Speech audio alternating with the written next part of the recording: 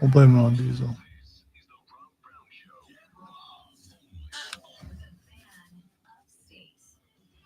Good morning.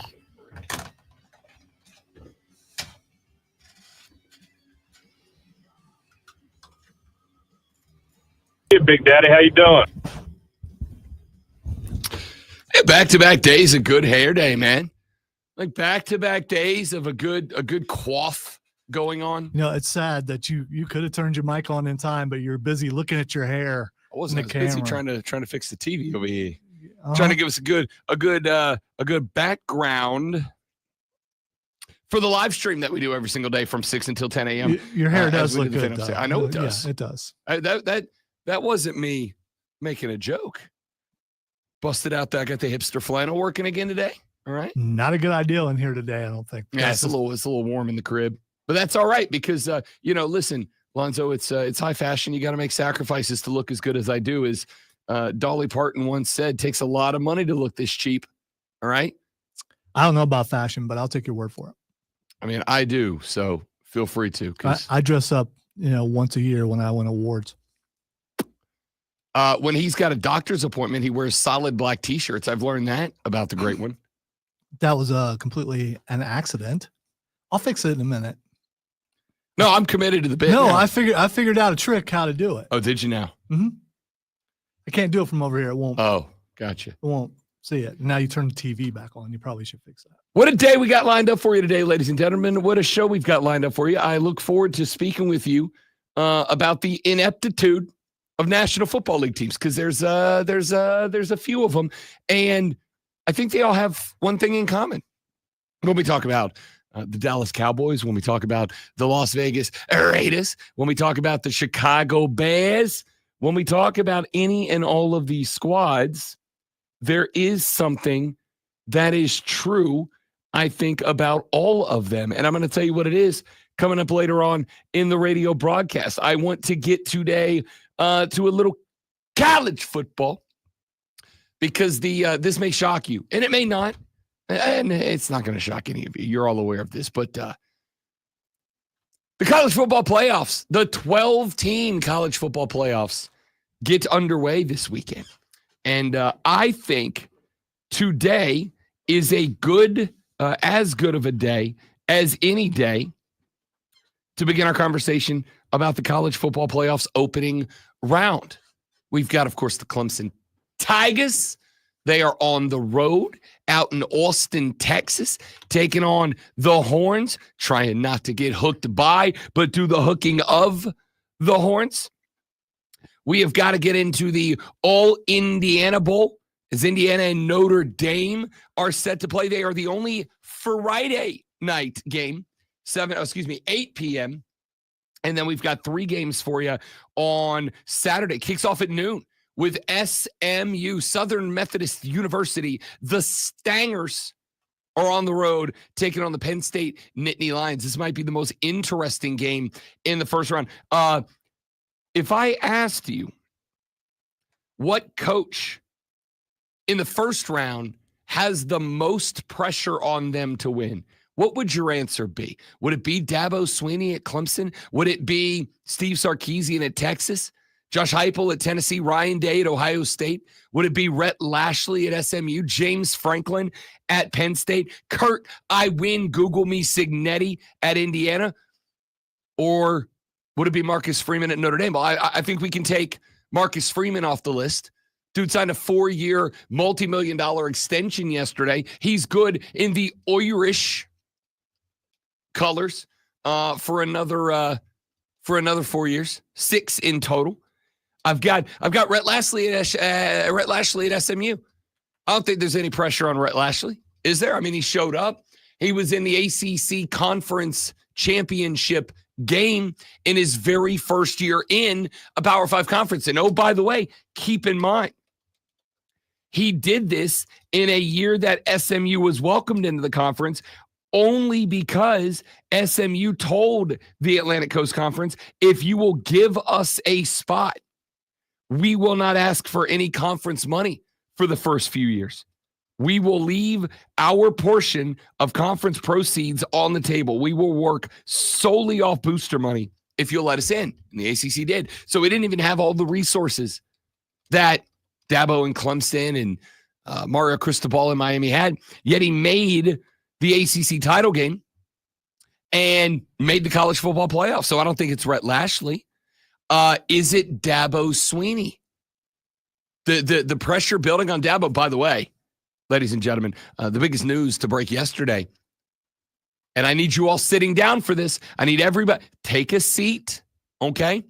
Take your socks off so that when they are knocked off, they don't go flying across the room and break something. Dabo signed a skill position player out of the transfer portal yesterday.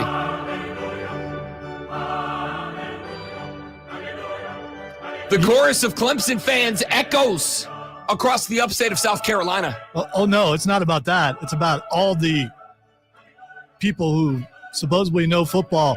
You got to do it. You got to do it. You got now he's thinking, "Oh, shut up. Can't talk about it anymore. Everyone complaining about it. He's done it. It's over with. Let it go. Find something else." But what if it is the problem? Because we did sign a kid. You mean the problem? Last I checked, they won the ACC championship. The problem, last I checked, they're in the 12-team playoff. So obviously big problem for Dabo. Oh my gosh. They won hardly any games this year because they didn't use the transfer portal. But now it's everything's golden because they've done that. I mean, again, like if you're in the bottom of a hole and you got to get yourself out of the hole. The hole is the ACC championship. The hole is the 12-team playoff. That's the part I don't get. If he wasn't doing all that stuff, then I get the complaint. But his way is working. He's got the team where it needs to be to win a national championship. But the complaint is you're not doing it how everyone else is doing it. You must conform. And now that he has, now everyone rejoices. I don't get the jubilation. I don't get the fact that people were upset for him doing things the way he did it, and it worked, and it's still working. But now everyone can be quiet about it. I mean, one day of talking about it, then it's over for everybody. I don't know what some people are going to do, and that's all they talk about. First off, let's start with no. We're not the arbiter of sports talk conversations around here, right? We're not arbiters. That's a thing. But I would say this, great one. I would say this. Was Clemson's football team this year good enough to win? What do you think of the ACC this year relative to a normal year? Is this a normal year in the ACC? Do you think this is I would as good as it say usually is? the ACC has stunk forever and will continue to stink. Okay. Yes, I mean, but as far as that goes, being at the top of the trash heap, you still can breathe good air if you point your face towards the sky. I don't disagree, but being the king of the trash heap, as you phrased it, being the king of the trash heap doesn't do anything for you. No one gives a damn about conference titles if you're not in the SEC or the Big Ten. And let's keep it a buck. I've asked you this question before. I've asked the listeners before. It's almost consensus. Nobody cares about conference championships, at least not amongst the power players in college football. The big dogs don't care about conference championships. They care about natties. I'm just saying the Clemson fans care about it. I don't think that they do. And those are the people who are basically helping to pay a salary. Yeah. I think that I think they care about conference championships the way that we care about merit awards at the SCBA awards. Are they nice to have? Sure. Are we going to hang them on the wall? Sure. But we have never gotten on the air and gone, ladies and gentlemen, we are the two-time South Carolina Broadcasters Association merit award winners for a damn thing. We've never done that. We don't care about merit awards. Are they nice? Yes. Do we respect them? Yes. Do we appreciate them? Yes. But we don't celebrate them. We're not putting up banners on the street. Saying that ACC championship is secondary. I'm saying every conference championship is secondary. I don't think Ryan Day gives a good gosh darn that he didn't win the Big Ten championship. I think if he's got a shot at the Natty. He does care about that. I don't think he does. If he wins a Natty, does he go, hey guys, thanks everybody for the love. I'm glad we won the Natty, but really bummed out we didn't win the Big Ten this year. No.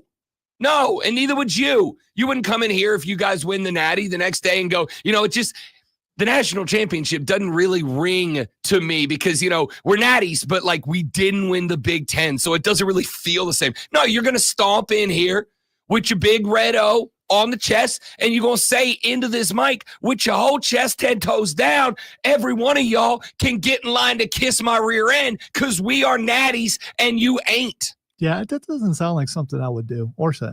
Metaphorically. Okay. You do all it right. metaphorically. Yeah, okay. The answer is, What, I just smile and that would be it? that's all you need to do. You just play the kitty cat sounder like 11 times. You're like, where y'all at? Right? Because, again, nobody cares. This is not 1952. Nobody cares about conference titles except as a path to get to the playoffs. That's the only reason they cared. SMU went out there and busted their ass against Clemson, not because they're like, woo, we want to be ACC champs, but because if they lost that game, there was a realistic chance they didn't get to go play for a Natty. Clemson went out there and busted they hump, not because they were ready to hang another banner in the stadium. Let's go down today after the show. Metaphorically, I'm not really going. I got stuff to do. But after the show today, let's drive down to Clemson, South Carolina. Let's walk into Death Valley. Let's walk into Memorial Stadium. Let's stand on the 50-yard line, and let's look in a circle. And let's see what the celebration mementos are for Natties versus ACC titles. Because the ACC titles, they get little flags like yay big, and they're way up in the corner. Natties, they're in big letters and numbers around the ring of the stadium. Right? We don't care about conference titles. So the conference title for Clemson, I mean, will you celebrate it? Sure. The way that you celebrate any victory. This is a long way to go for you to celebrate the fact that he has conformed. Congratulations. I mean, yes. You helped to get him to conform. Congratulations. Sometimes there is a recognition, and I know that this drives you crazy. I know it drives a lot of you crazy. Sometimes you have to realize that you conform or you get left behind. You cannot do it. Yeah. If you decided that you want to go back to the old ways of riding a horse back and forth to work, it wouldn't be my old way because I never did that. You may say that I'm the old way. I don't think you ride a horse to work old. Carriage maybe. No. The point is, if you want to do things the old way, eventually you're gonna be left in the old. That's how progress works. Inevitably, and there is only one constant, and that constant is change. If you are not willing to do the things that are being done by the coaches that are consistently coaching for national championships, they're just going to progressively leave you further in the dust. So yes, we should be applauding Dabo Swinney this morning. Nope. We should be saying, no, good for you. No, you're not applauding him. You're applauding yourselves for being right. That's all it is. Look, we got him to do this. He has said all along, if the right person was there, he would do it. And the right person was there. I'm with Dabo on this. I don't know. I would not listen to the noise that's around him telling him he has to do things a certain way. Do it your way till your way fails. I mean, again, how have the last 3 years been for Clemson? Not great, Bob. Like, fine. Well, they played for a Natty a handful of years ago, but dude, they've been good. But because the last time in was what the year either the year of the portal, the first year that we utilized it as a tool or not. But wait, how long's the portal been around? What are we on season? The transfer portal has been around for a really long time, but it's since it's opened up and been because you've been able to transfer for. You're talking about this current active transfer portal? That's what I'm saying. How long it has opened the day after conference championship games? That's not what I mean. When the door was open for everybody to transfer. You're talking about the actual window, like right now that people can start making moves. The window. All right. 10 years ago, you could transfer if you had graduated. Gotcha. You mean the portal as constructed nowadays? I think that's what I said, but not in those words. Then it's not what you said. Yes, it still is what I said. Gotcha. Okay, I understand what you were saying now. The portal as it is known now launched in 2018. Okay. Okay. So and, Dabo, and they haven't won since 2018. I mean, have they been since 2018? Obviously, you had a good year in 2018, but have you been have the last 3 years been the standard as Dabo has preached it? The answer to me is no. No, it's not. And it's been the standard at some other schools. Listen, we can argue back and forth. You don't think it's a good thing? I do. That's fine. No, here's what I don't think is a good thing. People thinking they can tell someone else how to do something. No one can tell Dabo a damn thing. Yeah, but you're celebrating, and I am. And there'll be other people like the show that comes on later on. Wire to Wire, I can say the name. That other show a long time ago, I wouldn't say that name. Wire to Wire will come on, and they'll probably celebrate it. Correct. That station down the road. I don't know what they'll say. What Dabo? Okay. Anyway, so well, anything he does is good things down there. Yeah, which is fine. I mean, everything is 5D chess. I mean, that's how you do things. That's a propaganda channel. Well, that's when it's you're the station for that team. I'm not mad at him for it. That's exactly what I do if I worked there. But the national people, we'll see if it makes national news and everyone's so excited that they were right, that they got Dabo to change. This is this thing. I think the issue for you is that you think everybody has this like ulterior motive and agenda to say, I know more than Dabo. That's not the case. Sometimes you got to look at somebody. That's not the case? No. Sometimes you have to look and go, what you are doing is not the way it's done anymore. I have worked for managers and businesses in years gone by that refused to get with the times. They wanted to keep the old ways. And the old ways hold you back inevitably. That's why they're the old ways. If they were the most efficient way, they'd be the new way. But when we figure out something that makes things easier and more efficient and allowed you the opportunity to succeed with less effort, that's the new way. And so when there's this gigantic resource out there that allows you to make your team better, and somebody goes, no, I don't want to do it. Why not? Because I don't want to do it. Then yes, that's going to draw criticism. This has nothing to do with me. I'd be fine if Dabo didn't touch the portal ever again so that we could actually see if it worked or not. But I think at this point, it's pretty obvious the portal is a good thing for a team. And at the end of the day, I need Clemson to do well so that we can keep paying the bills around her. Yeah, I could care less if Clemson does well or not. I wish Dabo would have stuck to his guns and not brought it so the voices could keep screaming about how you must conform. And I hate that he finally bowed to it. I think this is, and I could be wrong, and we'll address this when we come back if you're up for it. And if you're not, that's fine too. That was a dramatic shift. I like it.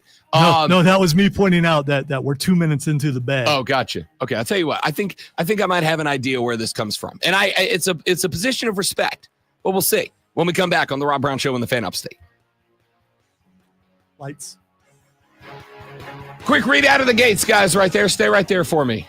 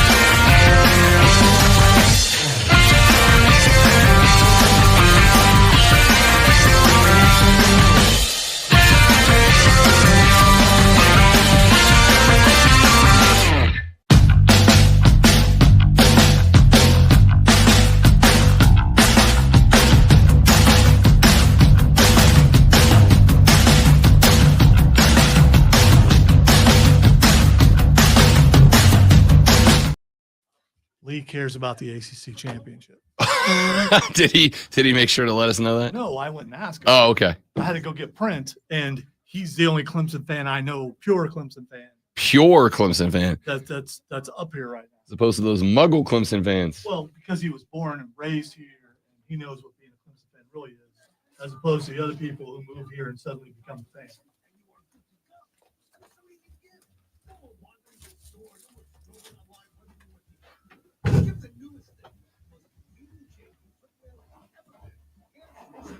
Because technically I could blame him for me being a Gamecock fan because he's the one who got me the tickets to go to Clemson when they threatened to throw Raven off the side of the thing. So, I could do that. But I think Fat Boy may be a Clemson fan too.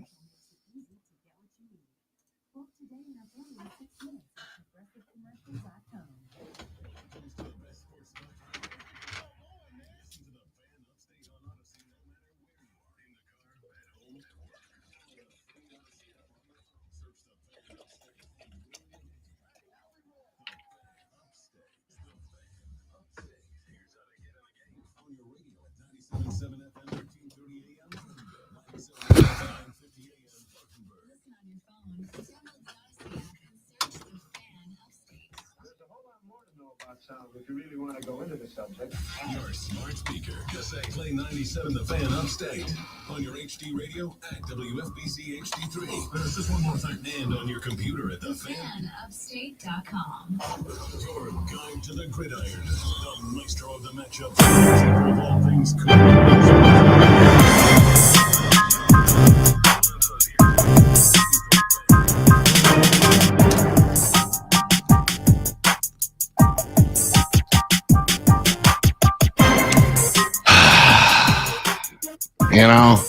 You know what, Adam?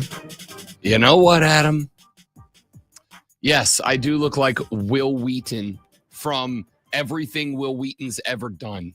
Will Wheaton. Will Wheaton. Cool whip. I don't know what to tell you. It's just my lot in life. When I wear a hat backwards, I look like an old Squints from the Sandlot. And when I put the hair up, I look like Will Wheaton from every nerd show you've ever watched. It is what it is. All right.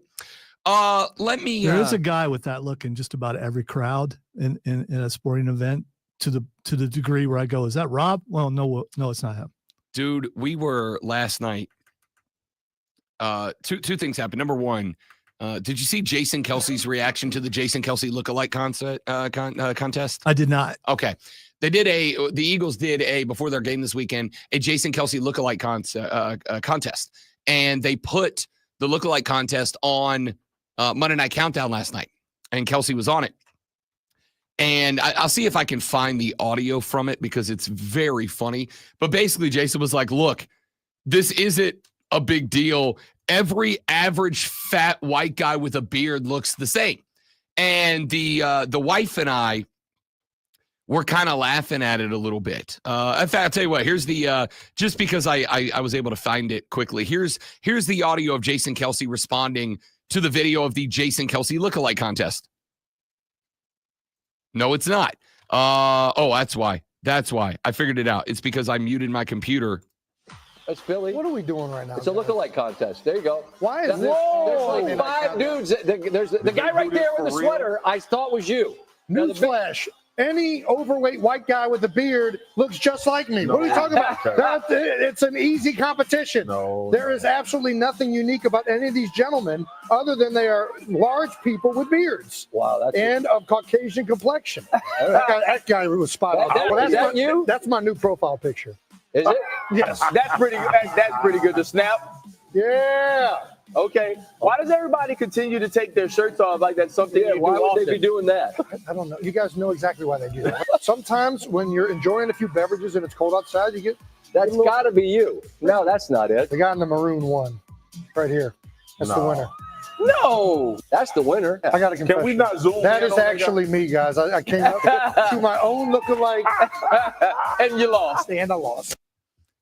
I mean, listen, as a large white man with a beard and Caucasian complexion, he ain't wrong. All right. You throw me into a room full of 20 other large white dudes with beards and Caucasian complexions and dark hair, and we're all the same guy. All right. Me and Jason Kelce, the only reason you can tell it's me and not Jason Kelce is he's got much better eyebrows than I do. I mean, that's really all there is to it. But we watched that. The wife and I were getting some chuckles about it. And then not half an hour later, we're flipping channels and she came across some show. And while it wasn't Will Wheaton, there was an actor in this show. It was like a Lifetime movie or something. There was an actor. She stops and she looks at me and she looks back at him and she goes, "That guy looks a lot like you."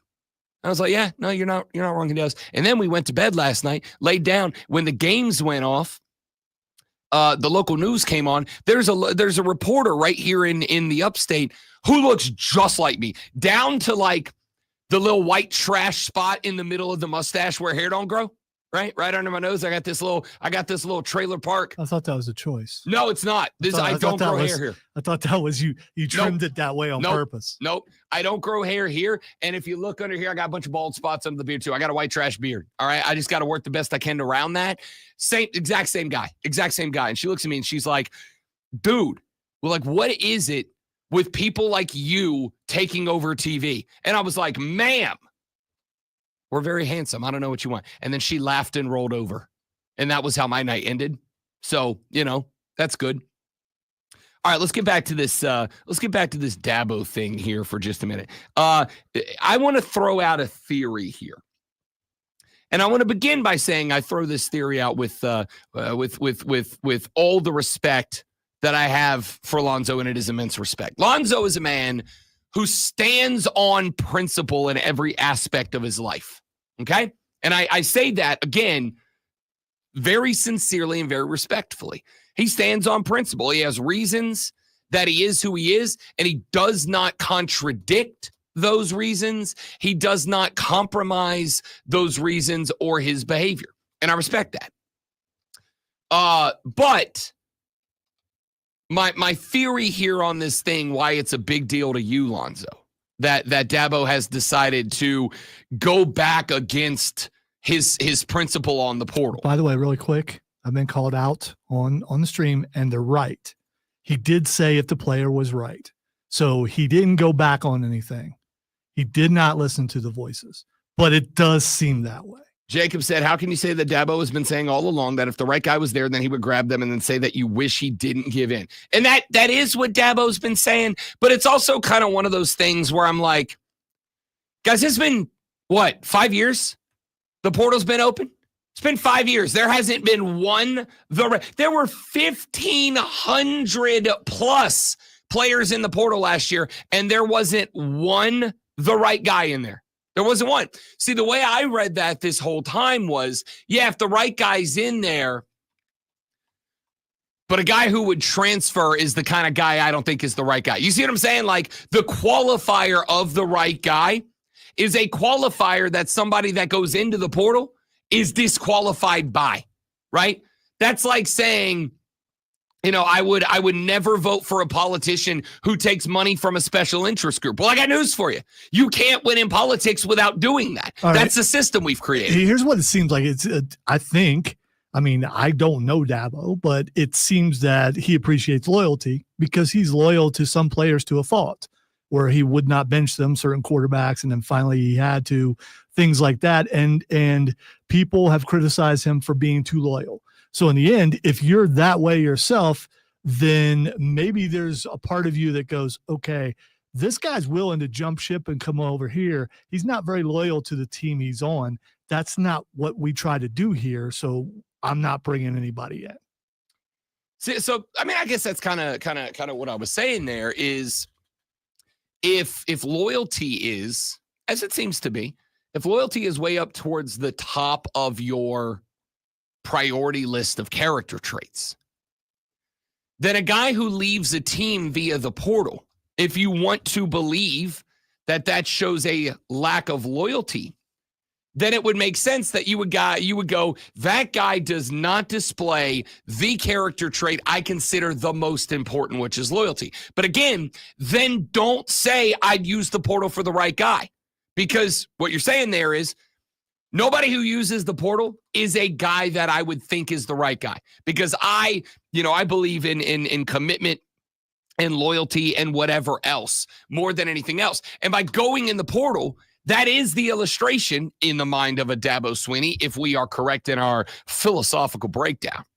That is a mechanism by which you show, according to a guy like Dabo, that you are not loyal and you are not committed, especially when with this transfer portal window. We had the conversation yesterday about the Marshall story, right? And I said, look, here's the deal. Or the kid from Penn State, the backup quarterback that's leaving Penn State. Diesel asked me this yesterday. I was on Wire to Wire for an hour and a half yesterday, and Diesel brought it up. And I said, look, here's the deal. I'm not mad at the guy. I'm not mad at the guy because the portal is open now. That's not his fault. He didn't set that system up. So he's got two options. He can stay with his team through the college football playoffs and try to win a ring, which I'm sure he very much wants to do. But if he does that, he can't go back into the portal again until recruiting season. The jobs will dry up because there's 100 quarterbacks in the portal right now. So he can go try right now to land a spot where he can play, or he can stick it out, go into the portal because Drew Aller's coming back next year, so he definitely ain't starting, right? He can go somewhere right now that he can try to earn a starting job somewhere. And it's kind of not his problem that Penn State doesn't have a backup quarterback. Can we get Will Howard to transfer before Saturday? No, I think you're pretty much locked in. Sorry. Okay. Sorry. All right. I mean, you could ask nicely, maybe send him a tweet. Don't do that. That's creepy. Don't tweet players and recruits. I would never do that. So when it comes to Dabo and the people who are, and by the people I mean who are, it's like Lonzo and a couple of folks on social media right now. I do think there is something at play here. Is this, Lonzo, and I will ask it as a question, not say it as a statement. As somebody who has a set of principles in their lives that you are very dedicated, very committed to, that are certainly not, and I think you would acknowledge this, I hope it doesn't come across as disrespectful, it's not intended to be, outside of the societal norm. And I've seen it, when someone presses you to go against your principles and behavior and standards that you hold yourself accountable to, I have seen you be like, no, you're not getting me to push in. Is this you're disappointed because Dabo's had this principle for a number of years and now it feels like he is going against a principle in the name of societal pressure? Like, because I don't understand why the reaction isn't, if you're a Clemson fan, obviously excitement that he's willing to change his ways. But even if you're not a pro portal guy, why the answer isn't at least, all right, whatever, dog. Like, I don't care. Or is it just he was the last man standing that was anti-portal? Let me ask you a question. So many times you have said on this air that you and I are alike. When we're told we can't do something, then we do it. Dabo's been told he can't do it this way. I don't understand why you're not on his side, because if you're like what you've been saying that you and I are alike about someone saying, hey, you can't do that, and then you do it to prove them wrong, that's what he's doing. Because I think there are times when you have to recognize and realize, it's one thing to say, Rob Brown, this station's only won 2 sports talk show of the years. You can't do that. For me to go, hell yeah, I can. It would be another thing for you to come in and go, Rob Brown, you can't win a Daytona 500 driving a Honda Accord. You're correct. I can't. That is an impossible thing to do. It's not a like analogy. Here's what it comes down to. We've been told we can't do something in the profession that we're in, and then we do it. He's been told he can't do something in the profession he's in. You're trying to go to a different profession. No. Here's what I'm trying to make. This is about equipment. This is an equipment conversation. Sometimes you can't do the job with the equipment provided. If I ask you to dig me a hole 200 feet deep, I can't hand you a shovel and think you're going to get that done. I got to give you equipment to do the job. I don't think anyone, not just Dabo, it just happens to be that Dabo happens to coach at the school we cover as much as any other school. I don't think that it can be done without utilizing this equipment when everybody else has the equipment. What can't be done?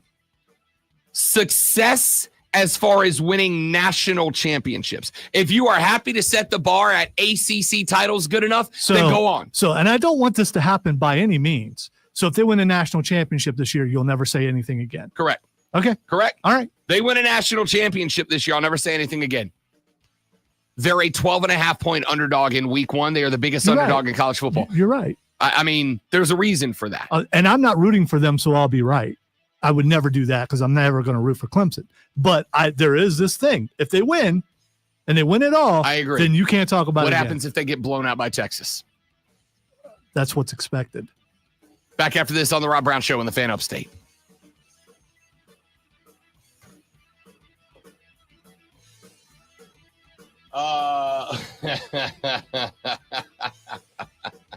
I like that. I like that. Little silhouette of a Scaramouche, when you do the fandango, thunderbolts and lightning, very, very frightening.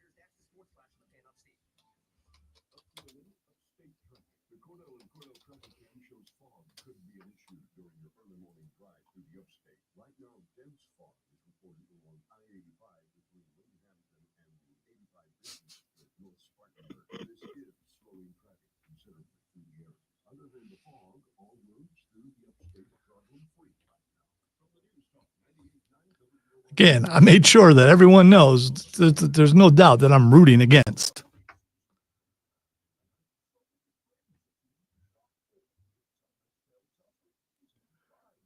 But when Clemson gets blown out by Texas, which more than likely is going to happen, everyone will say, not everyone, but a good majority of the voices on air, on TV and radio will say it's because he didn't use the transfer portal.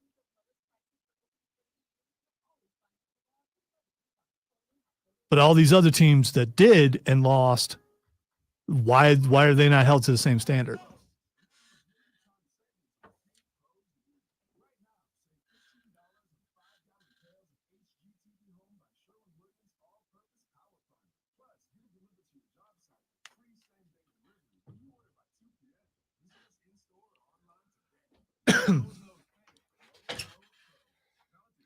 What's your secret with the TV? I just went right. I pushed right.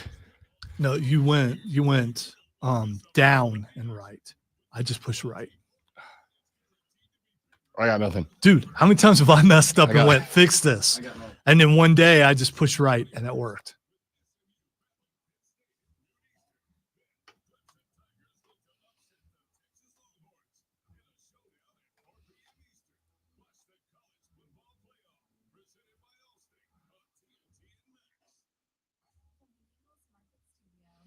I had a political joke there, but I chose not to use it.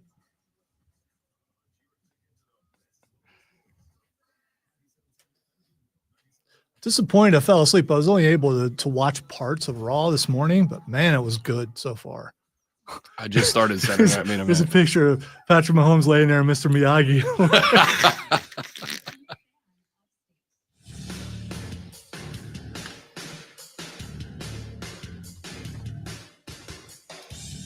The Rob Brown Show continues. It's the Fan Upstate. By the way, we should tell you a little bit about the transfer portal player.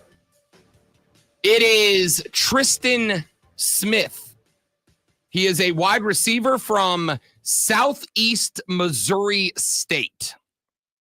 Smith is the first ever transfer portal commit. He appears to be a good one. In 2024, logged 76 receptions for 934 yards and 6 touchdowns for Southeast Mizzou out of the the Ohio Valley Conference. Most recently turned in a 10-catch, 139-yard performance in a first-round FCS playoff matchup against Illinois State. He did score a touchdown in that game. Before going to SEMO, Smith played 2 seasons at Hutchinson Community College as a freshman in 2022, played in 7 games, had 2 catches for 91 yards and a touch. 1 year after that, 14 grabs for $140 and a touchdown across 10 games. He looks to make an immediate impact on Clemson's wide receiver room, who did not have a 1,000-yard receiver during this past regular season. However, quarterback Cade Klubnik has distributed the ball this season. 8 receivers have over 100 yards receiving on the season. 3 have at least 500 yards or more. Of course, there have already been a couple of transfers out for the Tigers, including Troy Stiletto, who took off in the transfer portal before the Tigers got to the 12-team playoff. And I talked a little bit about this earlier. I'll talk to it again because I saw those guys take some heat. Why would you leave? Why would you transfer out when your team is actively in the playoffs? And the answer is very simple. Every year, we see a large block of players go into the portal. And of that large block of players that go into the portal every year, we see a significant number of them not find a place to land. And those guys are out of football. They're done just like that. They leave, they find no coaches that want to sign them on, and they end up not playing. Or they got to downshift multiple levels of competition just to be on a team. So why would they leave? Well, the answer to that is very simple. They would leave at the point where their team is still active and alive for one reason and one reason alone. A chance, an opportunity, somewhere to play, to land on a roster. Because just because your team is playing in a 12-team playoff, that means there's north of 130 teams that are not. And there were only 3 last year that did not take a transfer portal player, but there were a lot that only took a few. And you are not up against only the other players in the portal. You are also up against the incoming high school recruiting class. So we can use the kid from Penn State as an illustration, as an example. Bo Pribula decides he's going to go in the portal. He is Penn State's QB2. If something happens to Drew Aller in the first game, he would be the guy that steps in to guide his team as far as he could in the national playoffs, right? So why would he leave with that opportunity right in front of him? The answer is simple. He ain't playing next year. He ain't playing next year. Drew Aller's coming back for his senior year. He ain't playing nowhere, right? So if he's not playing for Penn State, which, again, unless Aller goes down to injury next year, which he hasn't done this year, this kid's not playing at Penn State. He would be wasting a year of his eligibility if playing is his goal. If he does not go into the portal now, when there are players, when there are quarterbacks in the portal now, then the number of schools who are willing to take a transfer in quarterback will shrink significantly. There just won't be spots left, right? I told the story yesterday. I was on Wire to Wire and filling in for Cole with Diesel. And I said, look, there's been a spot before. Did you forget his name? No, I was going to call him something else because he called me Cole 6 times in 5 segments yesterday. No, sorry, 4 segments yesterday. He called me Cole at a clip of 1.2 times per segment. You should have called him Mark. I thought about it, but that's what I would have done. I mean, I wasn't in studio, so you know. Okay, all right. In the transfer portal right now, I'm trying to count the number of quarterbacks, but suffice to say, as I scrolled down, it's a long list of dudes that are in the portal right now. Okay. So here is a cat. Here is a guy that's going to go in the portal and he's going to be sought after. But jobs are limited, just like a job market for any of us out here in the real world. Jobs are limited. I had a job a very long time ago at a station that I very much enjoyed working at, right? And then one day I got a phone call inquiring about my interest in another job. I was working for a TV news channel, as a matter of fact. I was working at a TV news channel, and I got a job asking if I wanted to come be the public information officer for Okaloosa County, where I grew up. It was very out of the blue. It was very random. Hey, man, listen, we're interested. You meet the qualifications. You've lived here your whole life. We want to hire you. And they were going to pay me like 33% more than I was making at the TV station for a regular work schedule, 8 to 5 on call in case of emergency. I walked into my boss's office and as they said, hey, here's the deal though. We need you now. Like, we need you here next Monday. This was like a Tuesday or Wednesday afternoon. They're like, if you're going to take this job, we need you here Monday. We got a big week next week. We need you to come in and just run the social media campaign for this. We need you here next Monday. And I walked over into my manager's office. She was a very sweet lady. Her name was Kimberly. I walked into her office and I said, boss, I'm probably never going to be allowed to work here again. And I understand that, and that's okay. But I got a job offer. It starts Monday and I have to take it. She's like, well, we need you to give us 2 weeks. I was like, I'm sorry, I can't do that. I have to start this job Monday or I don't get this job. They'll find somebody who will. And she said, well, it's required you give 2 weeks. And I said, unless it's legally, I'm out. I got to go. And I took the job. And I know what I did. It was sweeps weeks for the TV station. The most important week. It is the week that TV stations go all out to try to get their ratings books looking real good for advertisers in the next quarter, right? Biggest week of the year in TV.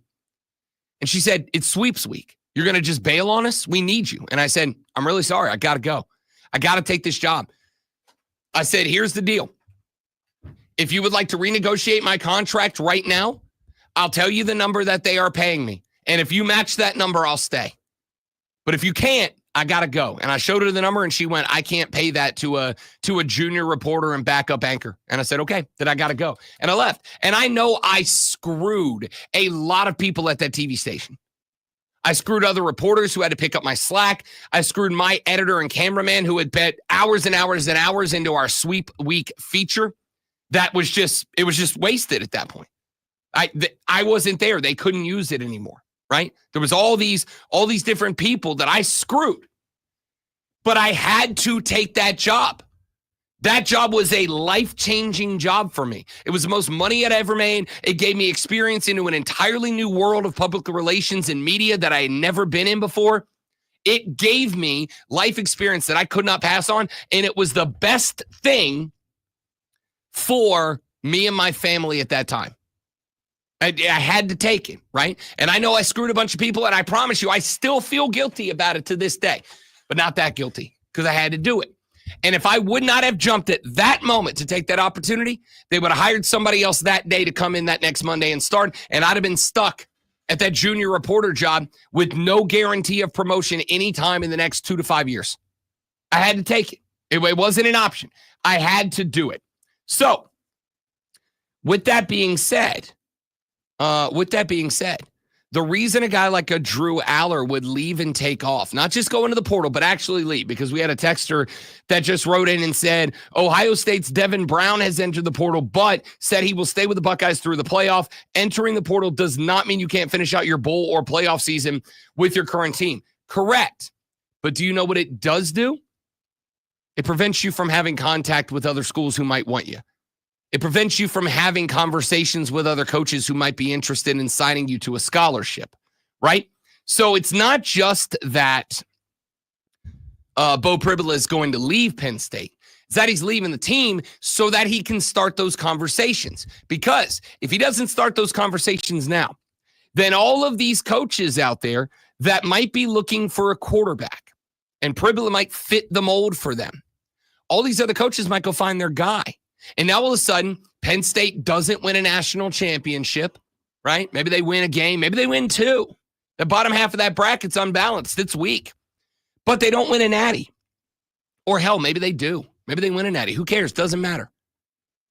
They don't, they do, doesn't matter. Whatever ends up being the end of the year for Penn State and for Beau Pribula, whatever ends up being the end of the year, now he can talk. And he starts making the calls. And he calls XYZU. And he goes, hey, I'm in the portal. And they go, yeah, sorry, bub, we already signed our guy. And then he calls ABCU. He goes, hey, I'm in the portal. And they go, hey, man, sorry, we already got our guy. And then he calls CDEU. And they go, sorry, we already got our guy. And now all of a sudden, he's got two options. He can beg James Franklin to take him back, which is not a guarantee, right? I think he would, but not a guarantee. Or he's out of football, right? Sometimes you have to jump when the opportunity presents itself, even if you screw other people, which sucks. I don't like it. I've done it myself. I don't like it. But sometimes you have two options. You can either go, I'm committed to the gig, and you cannot better your own life. Or you can go, hey, I am sincerely and thoroughly sorry to everyone whose life I am making more difficult, but this is a decision I have to make to better myself. I have to go. And again, you don't do that to your plumber or your exterminator or your barber or your mechanic or anybody else. It's just college football kids we do this with. That we go, I can't believe you would better your own life and your own opportunities at the risk of my football team, my enjoyment as a football fan. You don't do that for your barber, your mechanic, or your plumber, or your banker, or anybody else. Just them. So dude's got to go in the portal now because he's not a 5-star guaranteed to land somebody like Dylan Raiola was, right? He's not a guy that's guaranteed to have a landing spot if he doesn't go now. Because those spots close up quick, man. And we still got a recruiting class to sign in February on top of that. So with all of that being said, I kind of think it is what it is, man. I think it kind of is what it is. Like, does it suck for Penn State? Absolutely. But if it's the best decision for Beau Pribula, here would be my suggestion. Figure out a way that you moving forward can make a kid like a Beau Pribula feel like it is worth staying, even if he's not going to play. With the recognition that for some kids, that's never going to be the case, right? It's never going to be the case. You're never going to make that kid happy. You're never going to get to a spot where a kid like a Beau Pribula goes, yeah, I know I'm not going to play because Drew Aller's coming back. I know I'm not going to play because this super senior's coming back for one more run at it. But I love Penn State so much. I love Penn State so much that I am happy to have my name on 0 record books. I am happy to have my name nowhere in the stadium. I am happy to fade off into obscurity as a guy who was here but never really did anything, because that's how much I love the Nittany Lions. That's how much I love Happy Valley. There may be some kids out there. My dad played here, and even if I never see the field, just to say I was a member of the Penn State Nittany Lion football team, that's enough for me. Go find those kids, right? But I'm not going to hammer down on a quarterback who did not set up the transfer portal window this way. That is a failure of the adults that y'all want to take out on kids. They didn't set up the portal this way, that they had to make a choice of stay with your team through the playoffs or actually have a chance at landing a job and not getting left out in the cold next year. The adults set up that, not the kids. Maybe lay off them. All right, that's enough of that. We're going to talk more transfer portal stuff later on in the show as Dabo has reversed the trend. First skill position transfer player into Clemson is booked. We're going to talk more football later on in the show, including a breakdown of the first round of the college football playoff bracket. All of that after Lonzo gives you what would be a conference championship level performance during the Sports Flash. 2 Monday Night Football games wrapped up Week 15 of the NFL season in Minnesota. The Vikings crushed the Bears 30-12. Sam Darnold threw for 231 yards and a touchdown to Justin Jefferson. Minnesota sacked Chicago quarterback Caleb Williams twice, but had the rookie on the run all night long. In the other game, Atlanta kept their NFC South hopes alive with a 15-9 win over the Raiders. Kirk Cousins threw his first touchdown in the last 5 games, but was picked off as well, going 11-1 for 112 yards. 11-17 rather, Bijan Robinson ran for 125 yards on 22 carries, and the only touchdown of the night went to receiver Drake London. The Falcons picked off their former signal caller Desmond Ridder twice and held the Raiders to just 65 rushing yards. Tune in tomorrow at 6:30 as the Furman Paladins take on the Montreat Cavaliers right here on the Fan Upstate.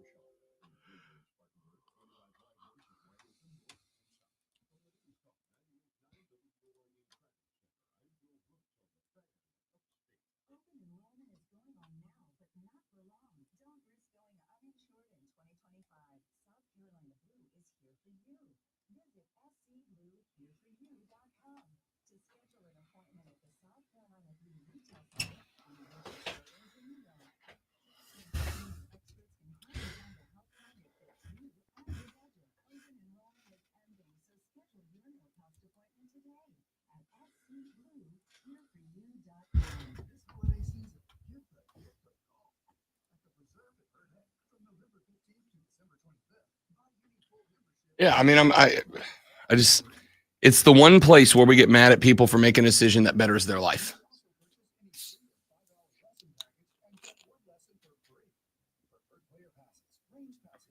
And listen, I have no misconceptions. 10 years from now, nobody's going to care about this anymore, just like they didn't when free agency came to pro sports. This was the same conversation that happened with pro sports when free agency became a thing. I would go, man, you should play for life for the team that drafted you. And then free agency happened, and a lot of people were really mad about it. And then it went about a decade, and then nobody cares anymore. Adam, they did play each other a couple years ago, and I just didn't watch. Lonzo was rooting for a meteor. I just didn't watch. Rooting for a sinkhole. I forget what year they played each other, but they did play each other. I think it was during the Mark Ryan years. I try to block that out.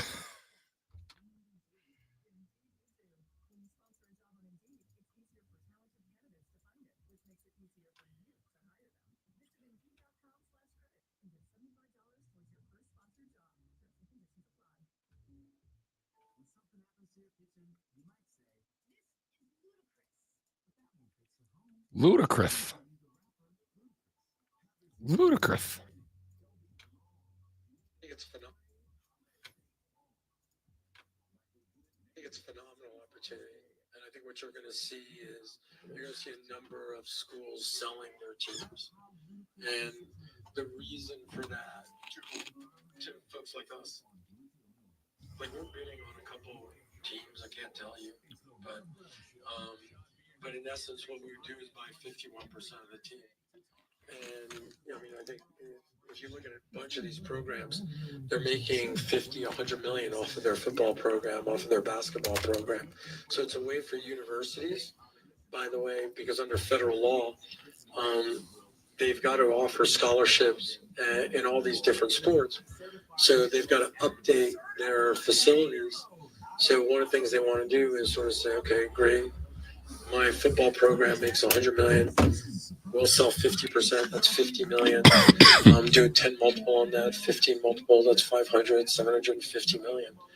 That'll come for them to sort of fix different things at the university. It's a lot of math, So big you're going to big start numbers. seeing more of that. What the schools need is they need money for NIL, but you can't go out and raise money for NIL because that's not a deduction, right? So that if you're giving $1 million to Michigan, and you can say, I wanted to go to the sports program, that's great. But if you say I wanted to go for NIL, then it's not a deduction. So that's the issue. Save that for tomorrow.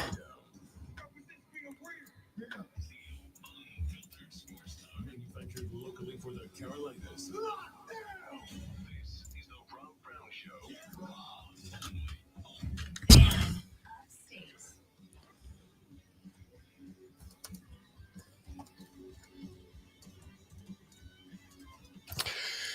Hour number 2 of the Rob Brown Show goes now.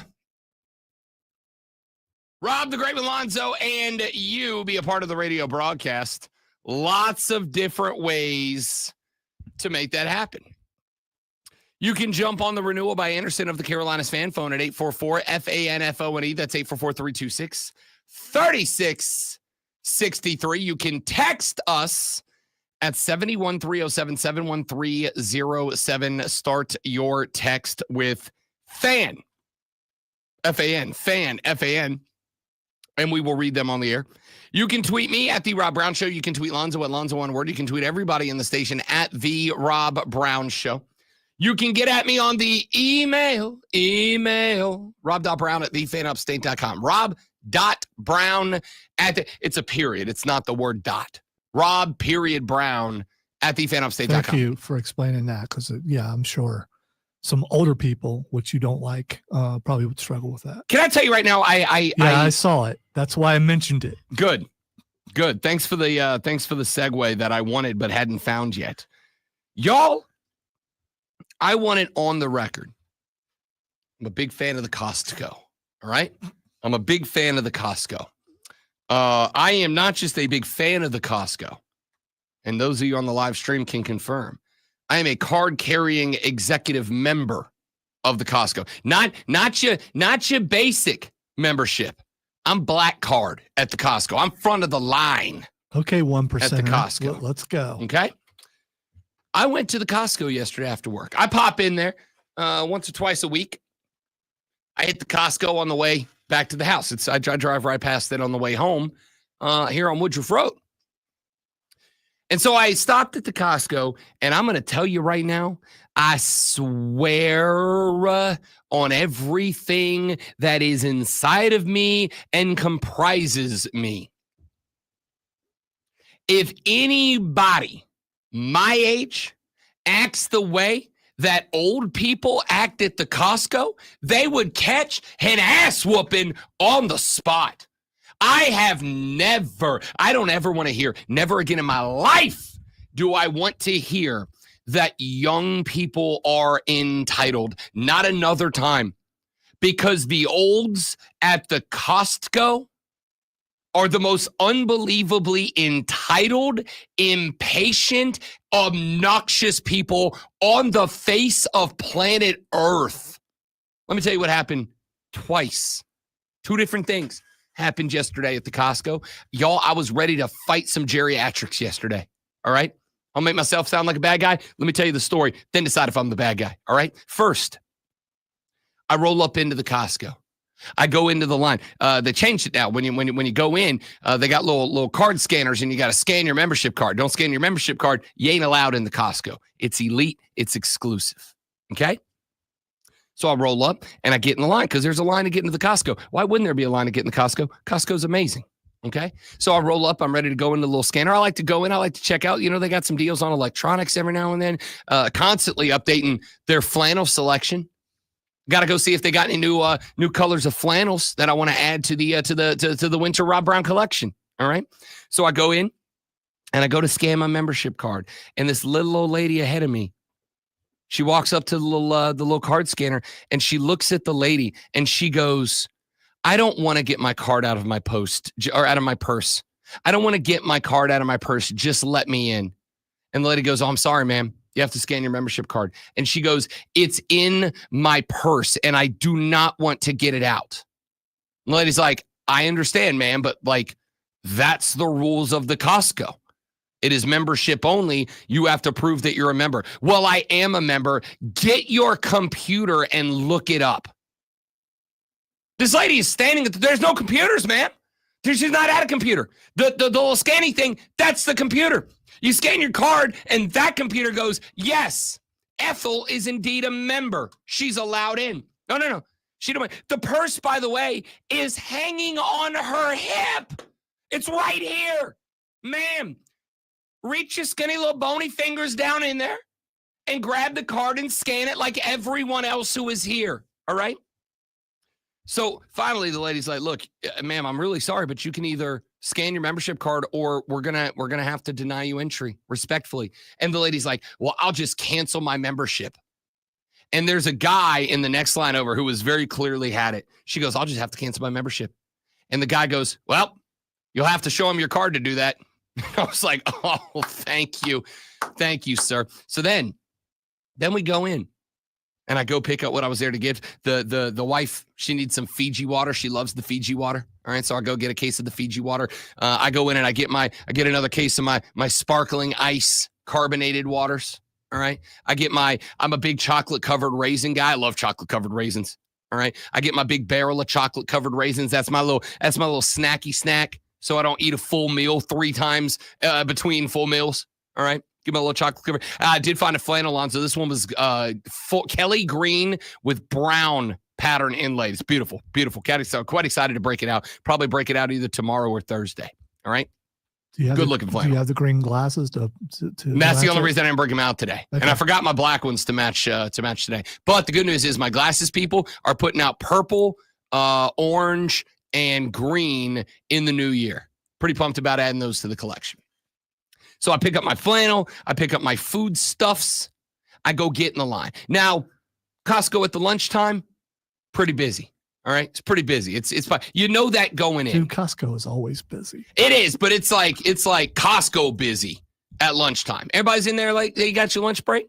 You carve out your hour. You go in the Costco. You get your groceries. You get your $1.50 hot dog, and you head back to work. Okay, a little busy. So I am in the line for the self-checkout registers. Which, by the way, I appreciated at Costco because they check everybody's basket on the way out. So I don't feel excluded. So I go and I get in the line. And there's got to be 12 baskets ahead of me, 12 people with baskets ahead of me. And so I, like a regular member of society, look at the line and go, well, this isn't going to be my favorite part of the day, but a line's a line because we have all adhered to a societal contract that no one is more important than anyone else. And here I'm in line, and there's 12 baskets ahead of me, and wouldn't you know it, a little old lady, different little lady, this wasn't Ethel, this was Myrtle. Myrtle pushes a little basket up, and she's standing, Lonzo, awkwardly off to the side of the self-checkout lane. And when the lady in the closer, because there's 2 rows of 2, when the lady in the closer self-checkout lane puts her last item in the basket and she scans her card and she picks it up, Myrtle just wedges her little cart right there in the front. She's just like, nope, this is mine now. She was not in the line. She had just walked up. She wedged her. And the lady who was next back, she goes, oh, ma'am, I'm sorry. I was in line. And Myrtle says, I have a doctor's appointment in 30 minutes. I'm in a hurry. Now, as Lonzo can attest, I am not a confrontational person. I don't like it. It makes me uncomfortable. I don't like confrontation at any level. I was like at this point 5 or 6 carts back, and I said, ma'am, it's lunchtime on a Monday. We are all in a hurry. Please go to the back of the line. And you would have thought that I pulled this lady's Labradoodle out of her shopping cart and punted it across the Costco by the gasp of shock and horror that she expressed because I had the audacity to tell her, hey, your doctor's appointment isn't any more important than my lunch appointment or her bank appointment or that guy's whatever appointment. Get in the back of the line. And if you don't have the time, then don't come to Costco before your doctor's appointment. Come after. But Myrtle, you don't get respect because your biggest achievement in life is you haven't died yet. That's not, you're not the president, man. You're not the president. Did she actually have a Labradoodle? No. Okay. All right. But she's absolutely the type of old lady that would 100% walk up there with a Labradoodle and be like, the no dogs rule doesn't apply to me because I'm 80. I don't care. Myrtle, back of the line, ma'am. Scoot on back. I'm in a hurry too. I got stuff to do. This is the entitlement of these people at the Costco. Is just and by the way, let me once again say, Costco's amazing. It's easily my most visited shopping center. It's got everything I need. It's got all my food. It's got all my beverages. It's got prepared stuff. It's got raw stuff. It's got my clothes. I said when we got the membership, I'm not going to be a guy who buys his clothes from Costco. Y'all, everything I'm wearing down to the sneaks came from Costco. And I ain't ashamed about it anymore. It's nice. I'm comfortable. All right? Underwear?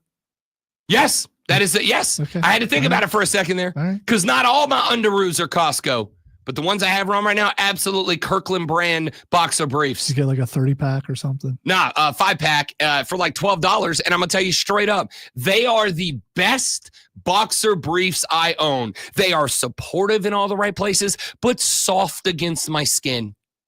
I am pro Kirkland boxer briefs, all right? Pro Kirkland boxer briefs. Here's all I'm saying. I love the Costco. I endorse the Costco. I'm not paid for that. I'm just doing it on my own. I endorse the Costco. I love the Costco. I'm in the Costco a minimum of twice a week. Twice a week, I'm at the Costco. I love the Costco. I'm always into the You hear that? Costco. Old people who like But- to troll. He's in there twice a week. You got a good shot of making them mad. I swear to you. You know my no confrontation thing?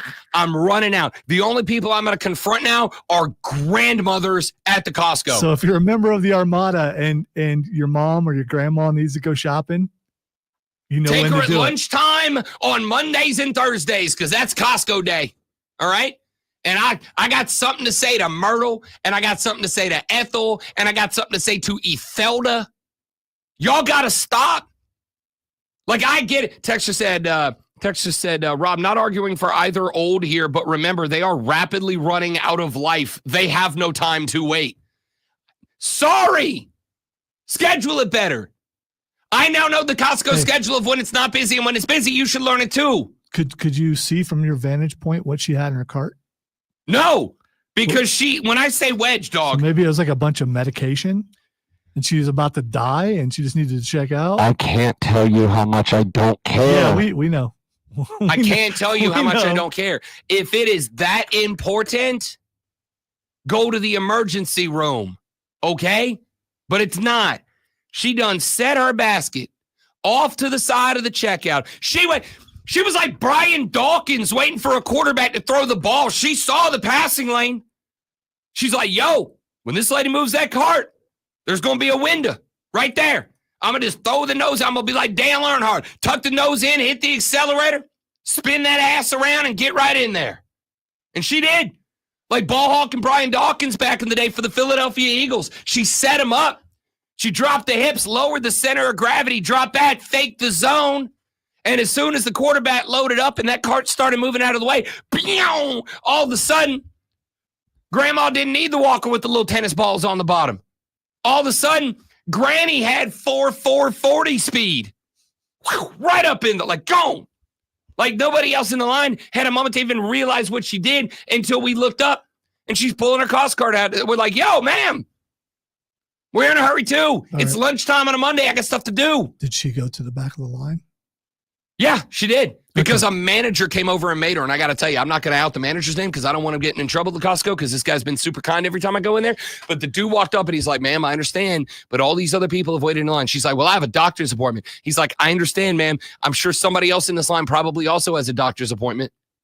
And that was the point where I wanted to lie and be like, me, it's me. I do. But I didn't lie. I did, however, look at the manager and I was like, I got a lunch appointment in half an hour. Like that didn't make it better, obviously. But like I needed the point to be made. We're all in a hurry, Myrtle. You don't get to just jump the line because your achievement is still breathing. So how far back did she have to go? How many people? I would say there at this point I had moved up from like 12 to like 6, and there were probably 6 or 7, so probably about a dozen people back in line. Now here's the thing. I'm gonna give Costco credit for one more thing.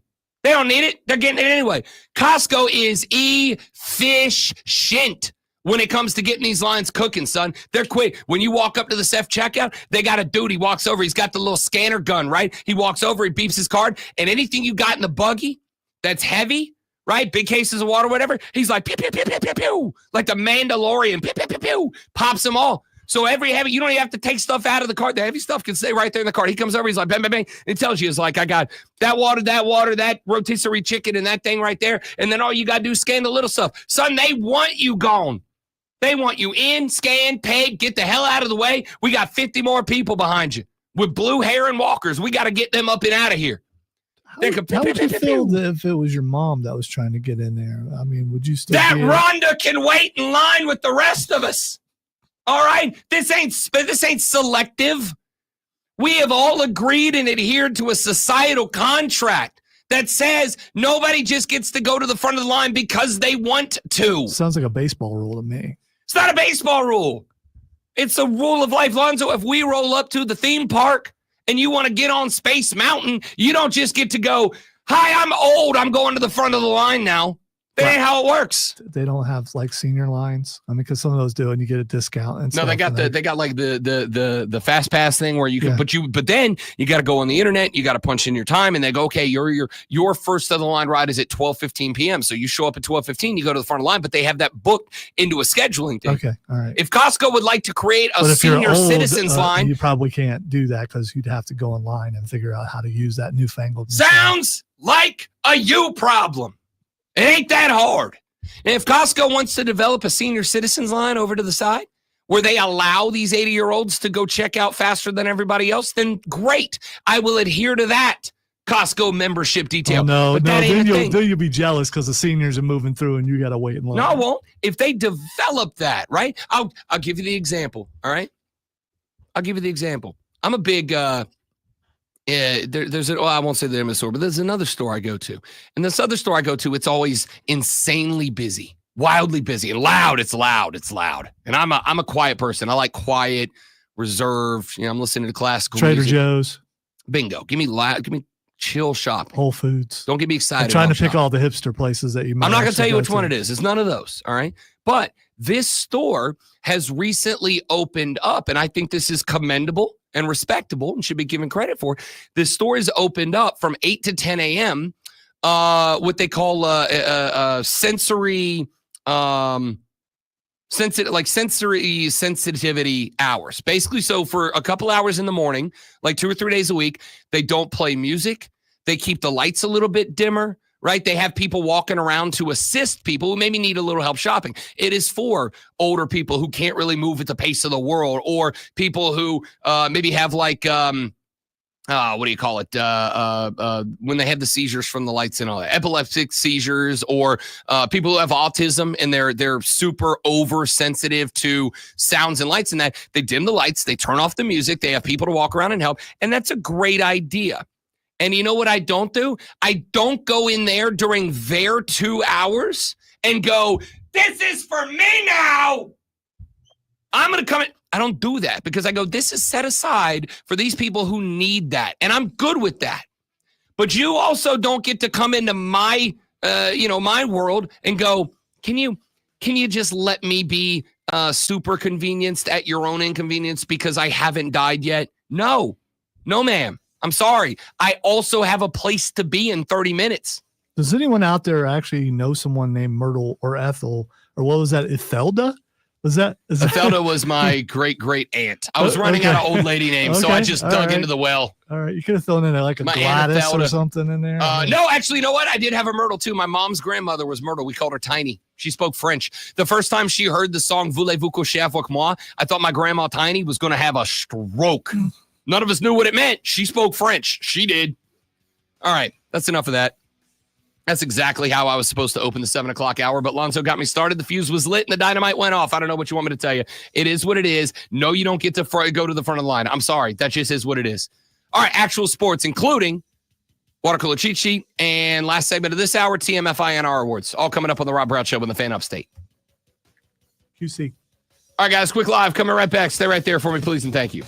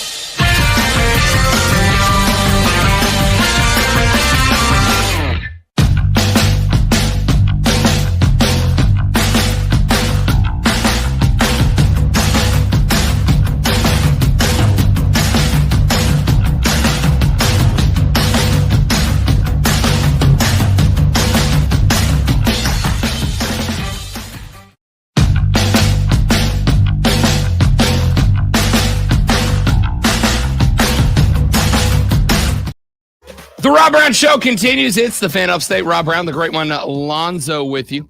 Adam said, can we not skip over the 1%er Fuji water? First off, it's Fiji water, Adam. It's Fiji water. Second off, if the wife wants Fiji water, she's getting Fiji water, all right? I drink my 75 cent a bottle carbonated water over here. If she wants Fiji, she can have it, all right? It's that simple.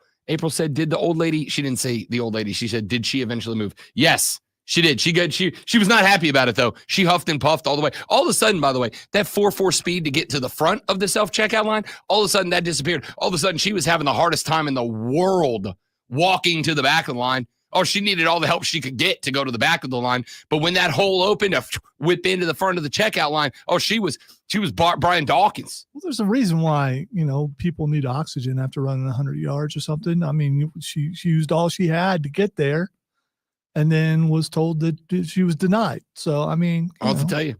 Texter said, Blanche for the win at the Costco. Oh, no, Blanche took it to the back of the line. All right.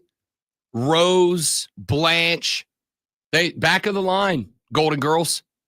I'm in a line too. All right. Texas said, I think Lonzo gets a bonus every time he gets Rob off track from sports. I need you all to know the Costco thing was coming at some point today. I didn't know where. I didn't know when. It was getting slid in there at some point. So I just happened to see that he posted it on X, and I didn't know all the details, but you got him now. You got him now. Texas said 40 years from now, you will have also learned some of the tricks that old lady was trying to use. Life will come full circle, and there will be a young buck that will be rude to you.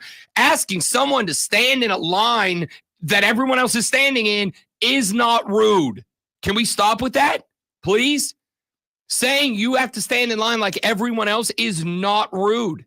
It's not. There are probably some conditions for some people that I'd be like, you know what? You go to the front of the line. I get it. 9-month pregnant lady, I'll let her cut the line.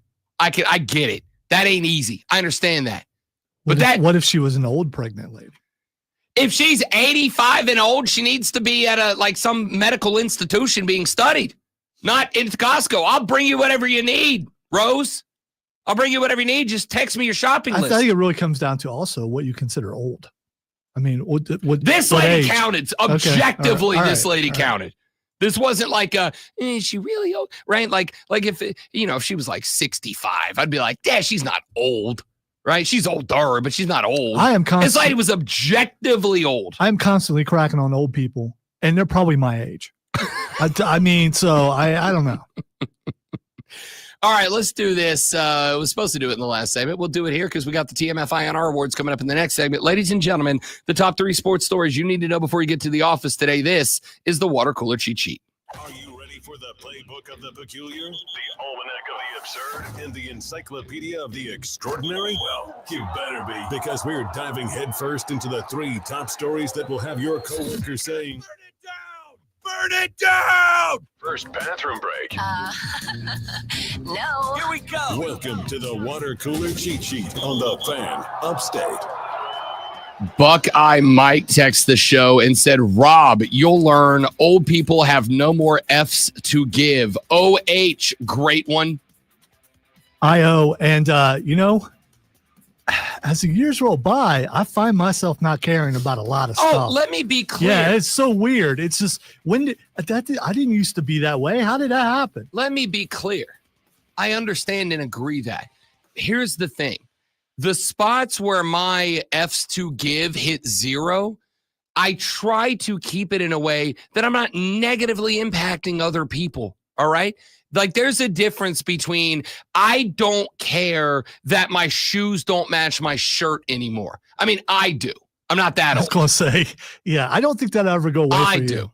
But like I understand how grandpas get to the point where the pants are up by the nips. Yeah, I don't. Right? I do not. No. Because I'm going to keep it a buck with you. There are days where I eat a little too much and I sit in the chair and I'm like, okay, that waistband's either got to come up here or I got to unzip. There's no other option. No, unzip is the only option. You can't. Come on.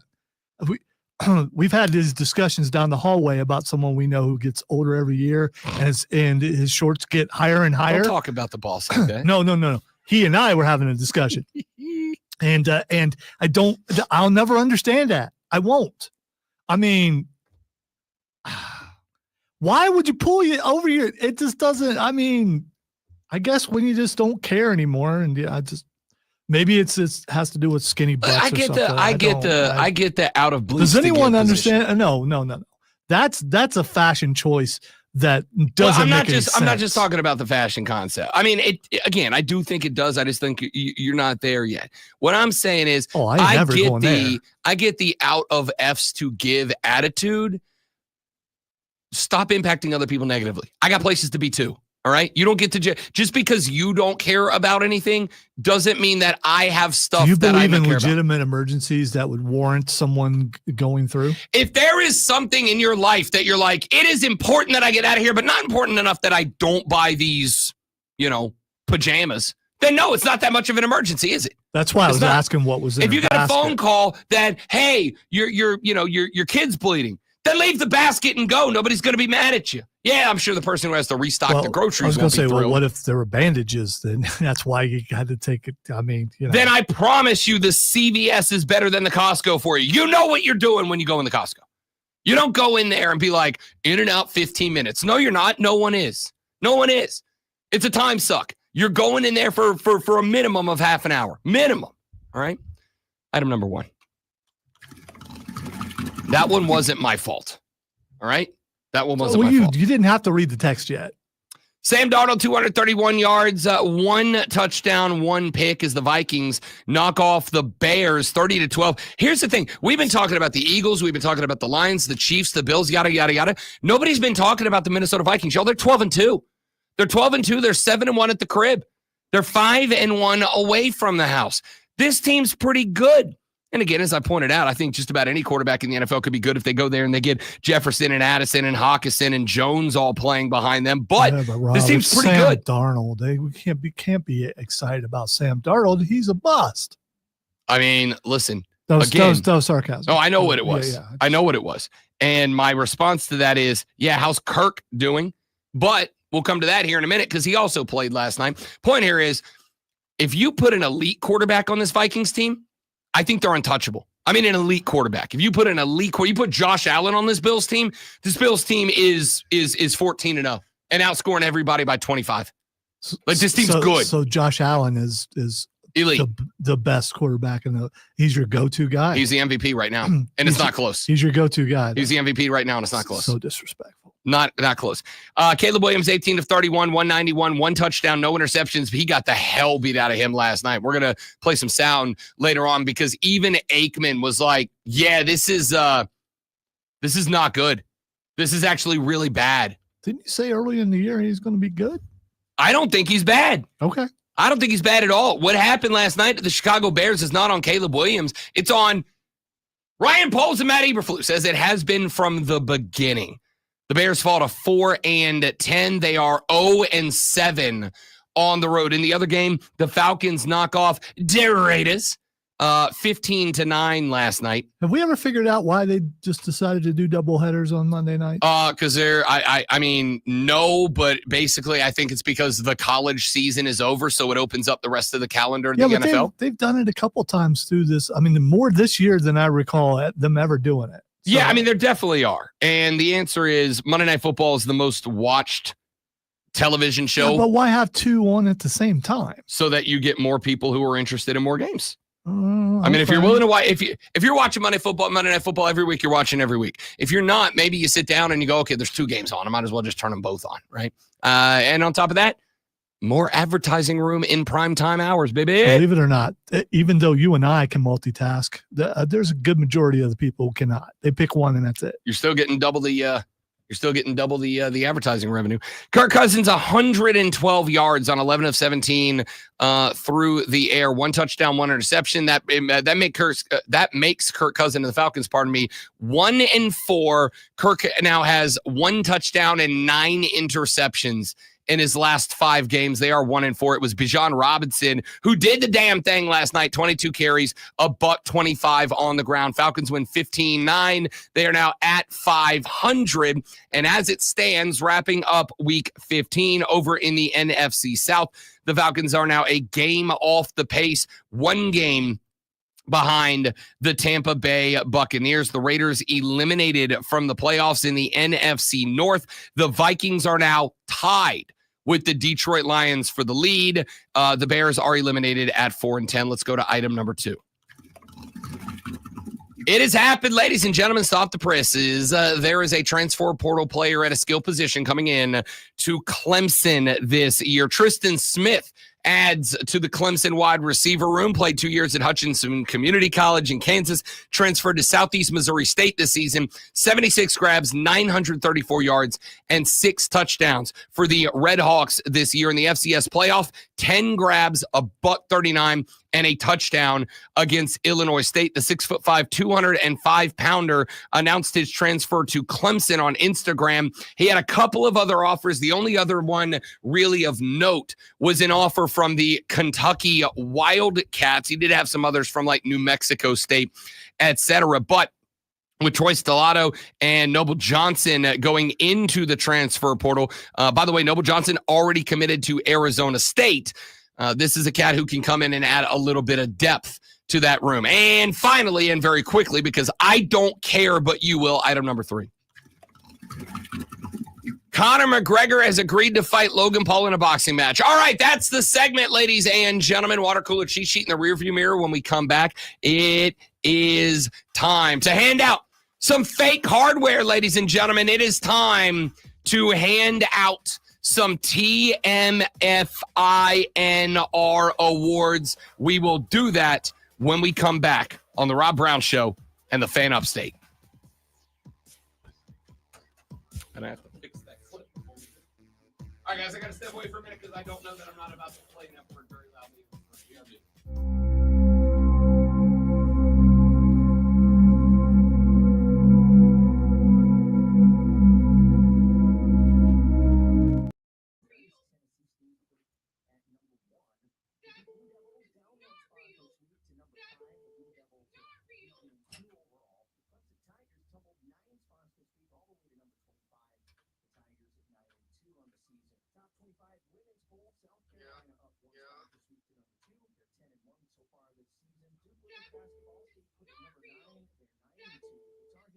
Oh, I didn't loop the. Oh, we're still here. Hey,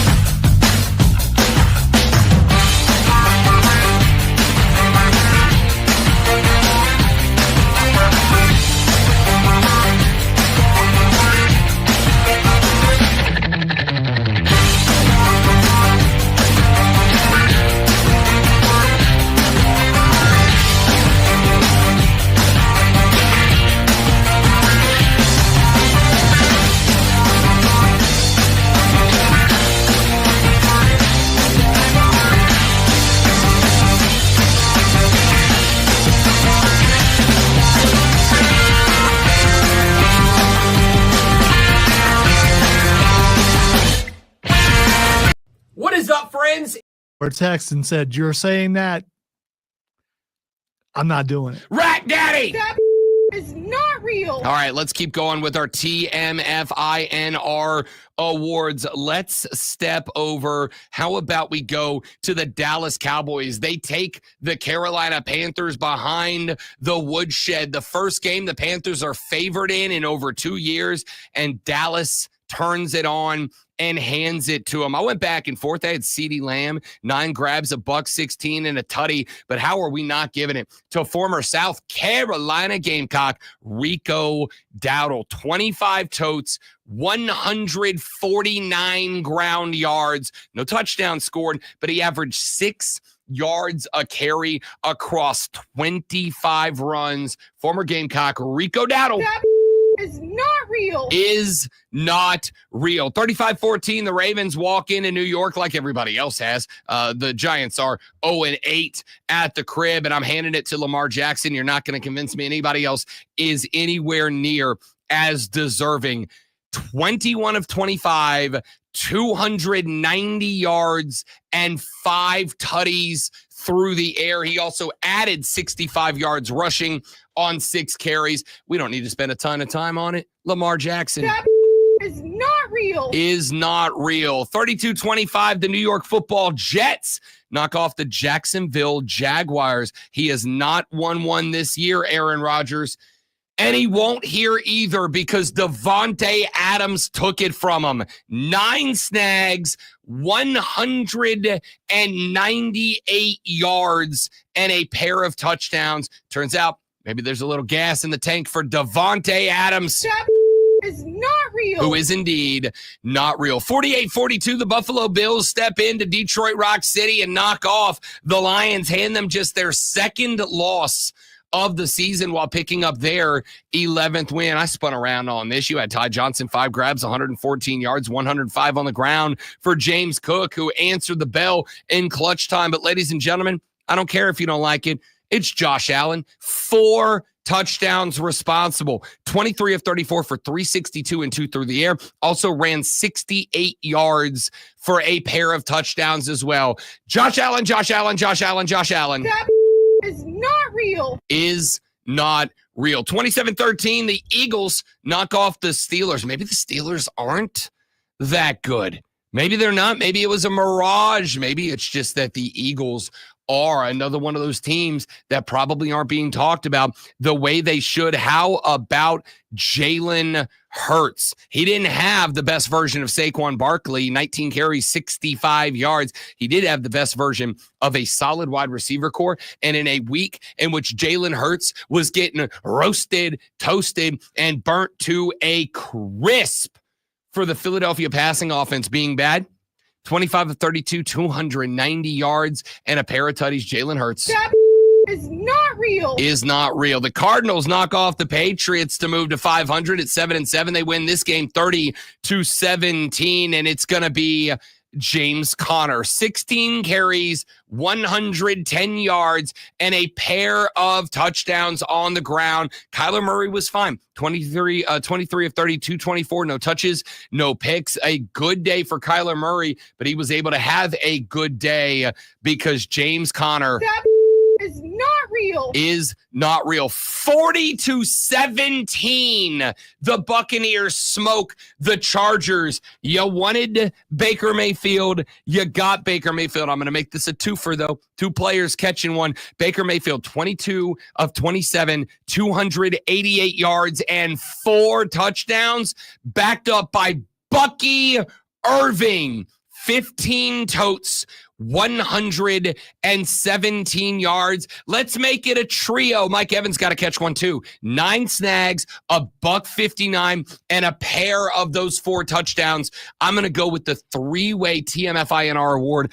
Baker Mayfield, Bucky Irving, Mike Evans. That is not real. None of them are real. 30-13, the Pack knock off Seattle. Listen, Josh Jacobs had a fine day, 26 carries, 94 yards, but I think I'm going to give this one to Jordan Love. 20 of 27, 229, 2 touchdowns, and orchestrated a phenomenal second half of the game where they just kept matching Seattle. You're not going to make up the ground that we put you into a 20-3 hole at halftime because Jordan Love orchestrated everything. Jordan Love is not real. And finally, we wrap it up with a Monday night performance last night. 15-9 was your final as the Atlanta Falcons elevate themselves back to 500. They are now 7-7, a game off the pace in the NFC South, and it was because and only because of Bijan Robinson. 22 carries, 125 yards for Bijan Robinson.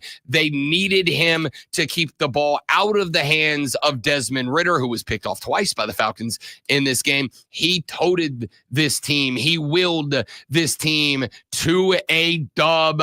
Bijan Robinson is not real. Is not real. And there you have it, your weekly TMFINR award winners from the Rob Brown Show this week. Let us take a break. When we come back here in just mere moments from right now, we will perform the audio blitz, our favorite audio that we have picked up since the last time we did the audio blitz. Yesterday, I got some good ones. I got some interesting ones, and we'll play those for you when we return. Have you got all the old stuff out of your system? We're done with that for the day. Oh, the old people stuff. Yeah. I don't know. We'll see how we go. People won't let it go on the text line and in the stream. And you know how I am. I'm reactionary. So, you send me old people stuff. You're probably going to get some more old people takes. Listen, I love old people. I really do. What I don't like is entitled jerks. Also, your collar's down a little bit. It almost looks like a 70s. I just want to point that out. Hey, here's my question. Thursday night, there's a Swamp Rabbit hockey game. It's retro night. They're doing the through the decades theme. Do I go, Lonzo, full face glam rock 80s? Do I go grunge 90s? Or do I go boy band millennial? See, what's the play here? Two of those would be really easy for you. So you should go with glam rock. I mean, I got plenty of flannel. Right. All right. So grunge is already that's just every day. The issue is I don't mind going with the full glam rock face full of makeup. I'm just not good at putting it on. And the wife won't be on home in time for me to go, hey, sweetheart, you know how much I love you. And I know you love a manly man, but can you get my lipstick right for me? As far as that goes, it don't have to be right. I mean, you're glam rock guy after a concert. I mean, so it's not pristine. You've just did your 2 hours out there and rocked it out. So things got a little smeared. The other thing I have to consider is I do have to run around an arena for 3.5 hours. So the pleather pants, they're not out of the picture. And yes, I do own a pair because I am in a band and we're amazing. It will be freeing for you. The glam rock thing will. I promise you, pleather pants are the opposite of freeing. No, they're the most not freeing things you've ever put around the boys. It's gonna unleash something on that arena that they did not expect. Hello, ladies. I'm picturing Gold Dust, but I mean, Sports Flash. Can't get the visual out of my head. The prime effect is still alive in Boulder, Colorado, as the Colorado Buffaloes signed the number 1 ranked player in the transfer portal, former Alabama defensive tackle Jaheim Otis. 6'5", 320-pound junior has 2 more years of eligibility, and during his time in Tuscaloosa, recorded 52 tackles, 5 pass breakups, and 1.5 sacks. Former first-round draft pick Clyde Edwards-Helaire has been waived by the Kansas City Chiefs after falling down the depth chart. Edwards-Helaire hasn't played this season, and the Chiefs will likely use the roster spot on the returning Hollywood Brown. Charlotte Hornets played their projected starting 5 for the first time this season, only for the injury bug to bite again. Brandon Miller left the 121-108 loss to Philadelphia with an ankle sprain in the same game that saw LaMelo Ball return from a calf injury. Tune in tomorrow at 6:30 as Fern Paladins take on the Montreat Cavaliers on the Fan.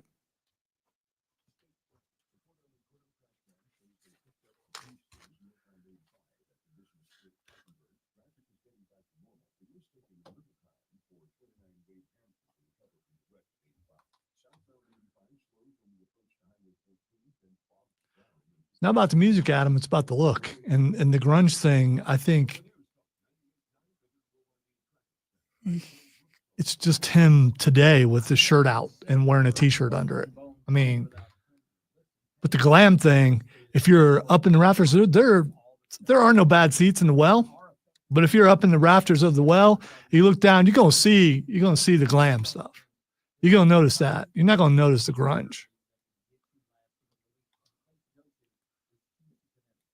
In boy band, that's just what he looks like when he dresses up. So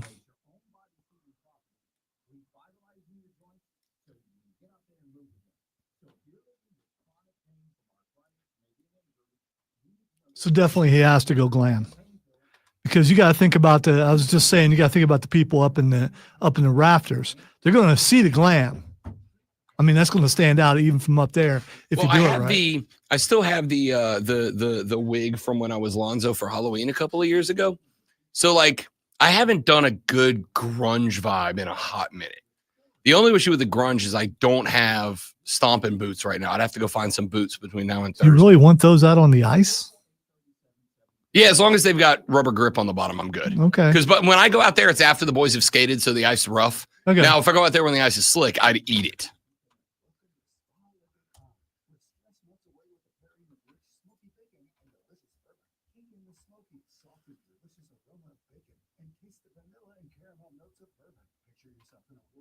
If you go out there with the wig and the flannel, you're just going to look like someone who just came in after hunting in Pickens County.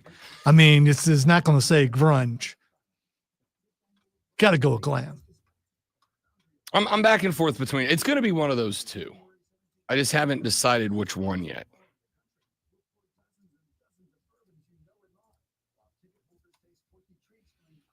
Porky Treats. Maybe you should ask Benetti if he'll put the makeup on for you. He's a TV guy. I voted for Ashton Genty of Boise State. I factored in that they were in the playoffs, and he was putting up numbers very similar to what Barry Sanders did, and I didn't think that I would ever see that happening. I thought that he was great for a team that had a really good season. I'm not punishing Colorado because they didn't make the playoffs, but I am acknowledging that Boise State did. And Ashton Genty went toe-to-toe with Oregon at Oregon earlier this year. They lost by 3, so I factored that in as well. Travis Hunter was second on my list. Third on my list was Shedeur Sanders. I was impressed with that kid's toughness. He stays in the pocket, and he gets hit. He'll take the hit, and I was really impressed by him this year. There were a lot of candidates. There were a lot of great candidates in there. But it was a lot closer than I thought it was going to be. I'm sure there's going to be reaction, social media, where people voting against Travis Hunter and Dion in Colorado, and they decided to vote for Ashton Genty. I can only speak for myself. You can only put 3 candidates on your ballot. 2 of the 3 played for Colorado. But to me, Ashton Genty, I have to acknowledge what he did for a team that's going to be in the playoffs. Come on, baby. Get with the times.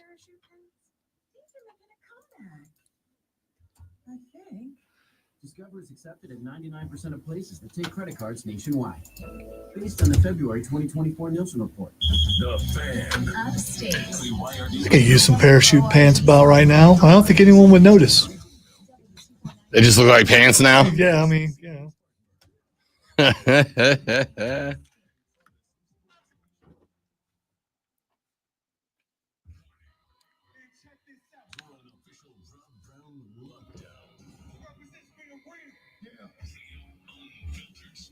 Manufactured locally for the Carolinas. This is the Rob Brown Show.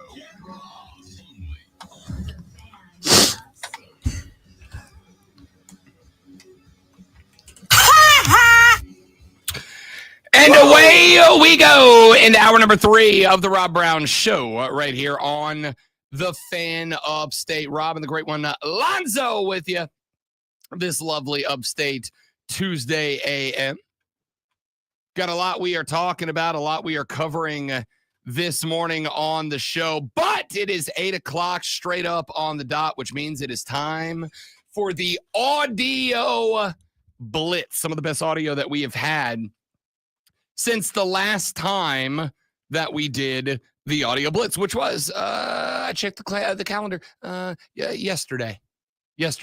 So let us dive right in. I want to start with this one. This is Jonathan Grenard, plays for the Minnesota Vikings. Last night, he came up with a strip sack for a fumble. How did it feel? Was asked Jonathan, and his response, Alonzo, was this. How good does it feel to get that sack and cause the fumble? I mean, is there a better feeling? No, I tell everybody, a strip sack is the best feeling in the world. Sorry to my wife, by the way. Yeah. You really mean that? No, 100%. She knows. She knows. What's up. She knows what's up. My man said a strip sack fumble is the greatest feeling in the world. Sorry to my wife. The reporter gave my guy an opportunity to back out of that. My man was given the chance to go, well, except for all the things that my wife makes me feel. And he went, nah, it's the best feeling in the world. Sorry to my wife. She knows what's up. My bad.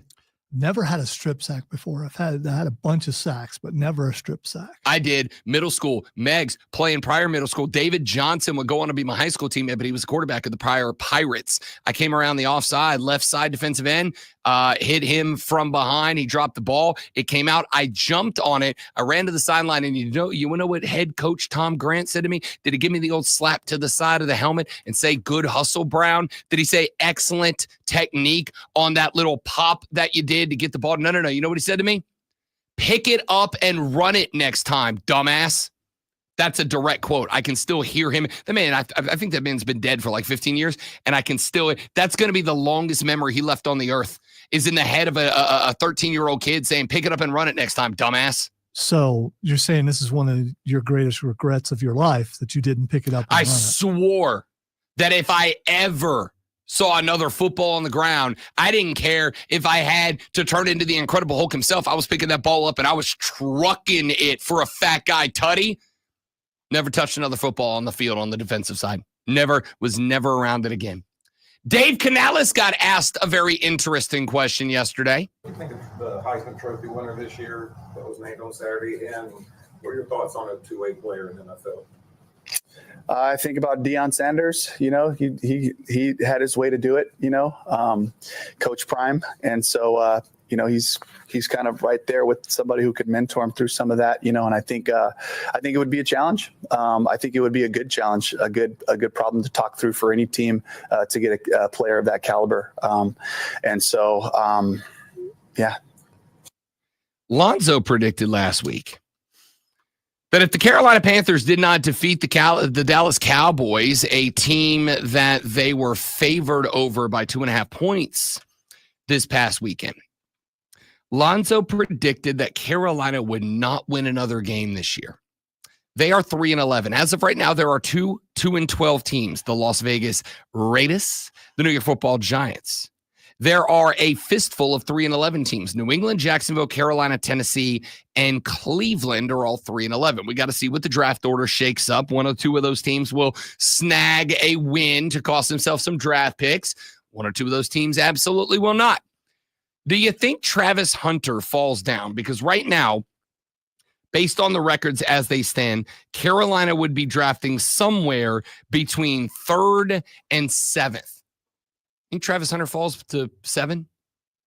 Do you think that a team is willing to take a chance on a two-way guy? What does this quarterback crop look like this year? Not great, Bob.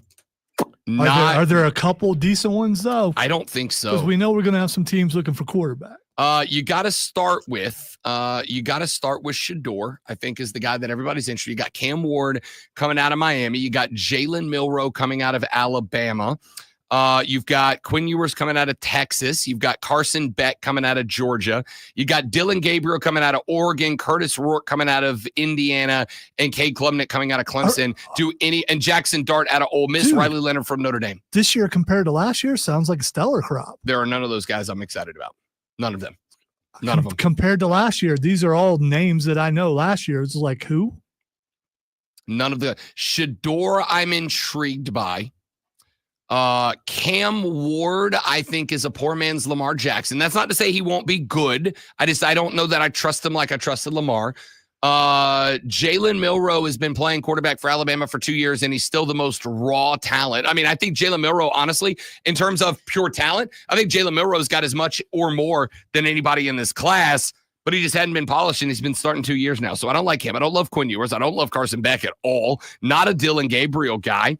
There's no quarterbacks that I'm like, that's the guy. Is there a guy that's the guy? The answer is Shedeur if you trust him, and no if you don't, in my opinion. And on top of all of that, Carolina's got a quarterback.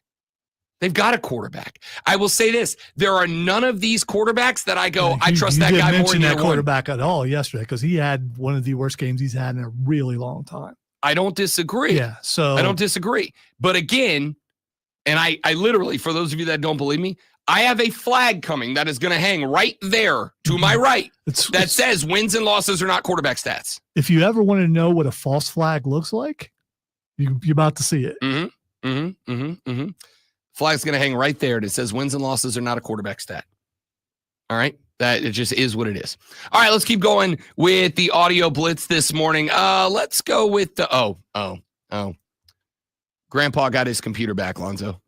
Speaking of old people, Grandpa got his computer back. You know, everybody has dreams. Dreams of making the playoffs, dreams of winning the Super Bowl, dreams of Santa Claus coming down the chimney with all your favorite toys. But I'm into nightmares. Guys like Baker Mayfield of the Tampa Bay Buccaneers heading to Los Angeles to play the #1 scoring defense in the NFL. And throwing for 268 yards and 4 touchdowns and just rip it off. Oh, you can turn it down. He recorded it like this. Guys like Jalen Hurts of the Philadelphia Eagles. Everybody's complaining about we're not throwing the ball. How about 290 yards and 2 touchdowns against the Pittsburgh Steelers? How about Lamar Jackson of the Baltimore Ravens? You go to the Big Apple and play the New York Giants. 5 touchdowns as you get ready for the showdown against the Pittsburgh Steelers. All right, that's enough of that. Yeah, next time compress That's it. enough of that. You got to bring that down. That is all of that. That is how it is recorded on. That is how he released that audio but and if video. You throw a compressor on there, it should bring. I'll some send it to things you. down. Yeah. So Here's what I'm because I'm not putting in that much effort for Chucky. All right. Here's what I'm gonna say. Yeah, because I have to put in the effort riding the fader. It's my job. I get it. You know how sometimes people develop a shtick, a thing, and then they go too far into that thing, like it becomes. That would never happen here. It becomes their only personality trait is that thing that they are into. Not only does Chucky have his own shirt now that has Chucky's head on it, like the doll, now he has a big Chucky's head that sits in front of him while he's doing these things. But here's my best part. He's taken Lonzo to dramatic acting because now he does this thing where he talks to the camera. And then when he gets to a point where he's going to change his voice, he swings his head around and he talks to another camera and it changes his voice and the camera gets down low and he drops down. Isn't that like the stocks guy, Kramer, whatever? Yeah, who's also a big dork and bad at his job. Does that stuff. Yeah, okay. Just bad at his job. It is what it is. All right, let's where else do we want to go here? Oh. This one's kind of a longer clip, but I think it's an important one to listen to. 5 years later from my dad. But my dad went and had a meeting with Kevin Sumlin and pretty much went to him man to man and was like, we'll take $3 million and we'll stay for the next 2 years. And my dad says this is true as today as he did when he told me. He laughed. He did the same thing that he did when Cliff Kingsbury asked him to be the highest paid offensive coordinator the year before. And Cliff would have stayed with me another year and we would have ran it back and gone for another one. Right. But he comes to someone, he asks him for X amount. Someone, he had this ego about him that what we built, was all him. Right. And then you start that next year, okay? I leave, decide to go to the NFL. This deal doesn't work. Kevin Sumlin kind of blows us off. We can do this without you type of vibe, okay? So the fall comes around. 2014 A&M football season. Kenny Hill is named our starting quarterback. We win our first 5 games of the year. We're 5-0. We're top 10 in the country. I ain't getting no love in the program. Yeah, because I'm thinking, I remember hearing it, and they talk about Johnny who? Because he had, I think South Carolina, 5 touchdowns, first game of the season. Okay. So you remember hearing it also. So hold on, I want to make sure, I got to backtrack. Yeah, back it up. You said your dad went to Kevin Sumlin and says for $3 million. We're staying for 2 more. Now, you do realize this is prior to NIL. I agree. This is a backroom deal. It went on for 30, 40 years before. It was the same way that was happening when you was getting recruited back in the day. And you guys, y'all, Texas A&M got money for it. I mean, Texas A&M, nobody got no money like Texas A&M. Y'all got the big dogs. Ring, baby. Y'all got the big dogs. And so $3 million, if he had gone to any of the boosters and said, you know what, Johnny Dad said he'll stay for an additional 2 years if we just break him off $3 million. Just keep it in cash, throw it somewhere. We'll get it later. We don't need it right now. Right. But for my security, if something happens for 2 years down the road, right. And my dad did this without me knowing. And I ain't mad at him about it for nothing. It's the way the business worked back then. Right. There was a bag man. There was a bag man at LSU. There was a bag man at Bama. There was a bag man at every school. My favorite thing about that is Johnny Football turning into Gambit from the Deadpool versus Wolverine movie. Yeah, he did start. There was going a bag Cajun man at LSU. Yeah. There was a bag man at Alabama. There was a bag man at every school. I love that. He tried to make a name for himself. Ooh. And I was at a D3 school back in the 80s, and there was a bag man at the D3 school. I There's mean, a bag man at every school. He's right. This is why, and the reason I played that, so that was Johnny Manziel. Our guy's name was Smokey, by the way. He wore an elbow pad. there was no padding in that elbow, unless you consider money padding. They call him Gator. Gator don't play. So Johnny Manziel, aka Johnny Football, says that Johnny Manziel, Mr. Football, is his father. Mr. Football, Johnny Football's dad, went to Kevin Sumlin and said, "Hey, you pop $3 million in a bank account. Let us have it when he's done. Johnny stays 2 more years. He's your dog. He's your guy." And Kevin Sumlin said no. He said, Uncle Shay said, whoa. This wasn't NIL. Johnny said, yeah, that's how it was everywhere. This is what we've been saying. It's always been this way. It's just easier to say how much you hate it when your school benefits from it and nobody else can. That's the difference, right?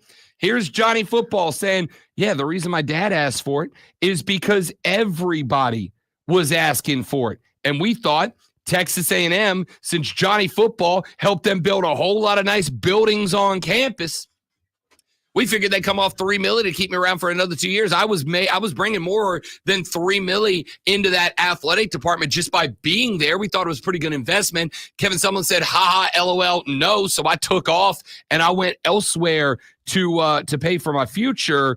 But the point here isn't that Johnny Football did it again and get paid. The point isn't that Kevin Sumlin could have kept the Heisman guy on the docket, on the roster for 2 more full seasons for the low price of just $3 million. The point here is the big schools have always done it. They have always benefited from it. The reason that they have worked so hard to convince you that NIL is bad is because now it's on the table for everybody to take advantage of it, not just the big schools like a Texas A&M. All right, so I'm curious if anybody else will come forward and do this, but someone with a little more, I don't know.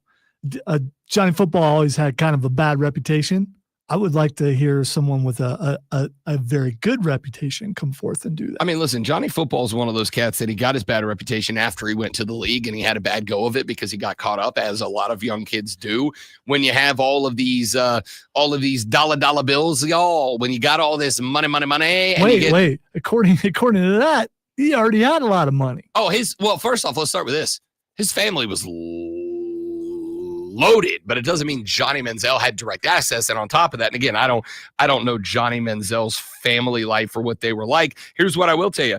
Rob Brown, as Lonzo loves to point out, I came from an advantaged family. All right. I was privileged when I went to college. Ain't no doubt about it. I was fine when I was growing up, right? I had money. My dad had a boat. I lived on a golf course. Like, I was in good shape growing up. When I got to college and I got turned loose for the first time, I spent money very poorly and did a lot of dumb things and made a lot of bad decisions for a long time because, and this is not a bad thing, all right? I'm not complaining about it, but because I spent so long not in a world where all of this was accessible to me, because I was doing it. Again, this is because I was Mr. Extracurricular Activity. I was playing sports year round every single season. I was taking AP classes, and I was in the who's who of high school graduates and all these different things. I didn't have time. Left out the cotillion. I was in cotillion. Yeah, yes. I was doing all of these things to the point that I never really had time to go off and screw around and do dumb things. Johnny Football was arguably the most visible college football player for a couple of years there.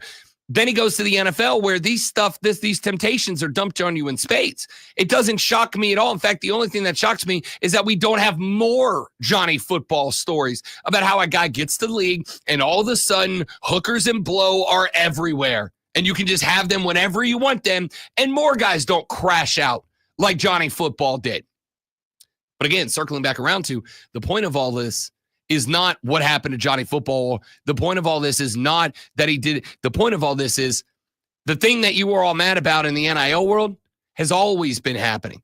It's just that because it was always happening behind closed doors, it was always happening in a way that the big schools were able to take advantage of it and the small schools weren't. And now it's on the table for everybody to figure out how to utilize it. This is why I was pro NIL out of the gate when so many of y'all had to come around to it. Your school, if you are a fan of a big school, your school, has always benefited from NIL. It's just that now it's spread out and can go to everybody. All right. When we come back here in just a moment from right now, want to talk a little bit more about the Heisman. Dan Patrick revealed his Heisman ballot yesterday. And even though he and I have different winners, I actually really like his setup and his logic. I'm going to tell you, and we're going to talk about it when we come back. I'm Rob. He's Lonzo. The Rob Brown Show's on your radio. It is the Fan Upstate.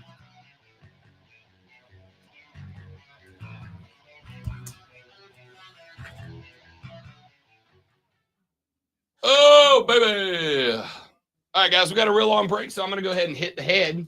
Y'all stay right here. We'll be back in just a couple of minutes. Please don't go anywhere.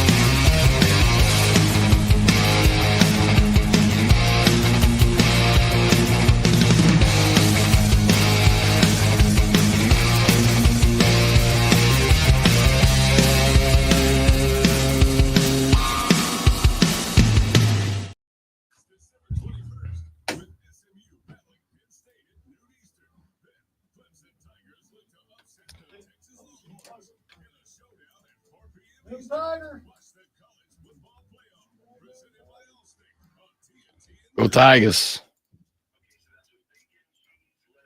Go Tigers.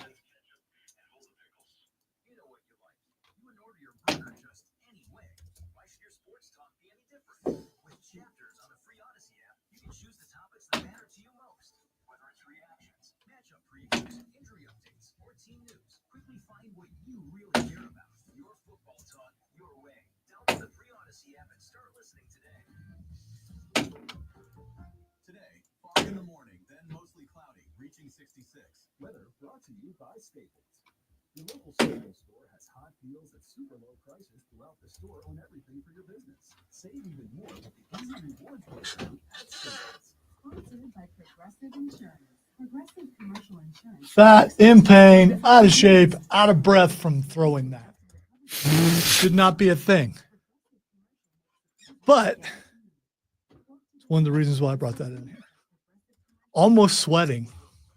That's not great, Lonzo. No, that's what I could do if I get this stupid thing fixed. I will drop the weight. I can just get the gel, but there's a problem with it. They approved it, but I didn't pick it up, and I mean, it's just, now they've approved it again.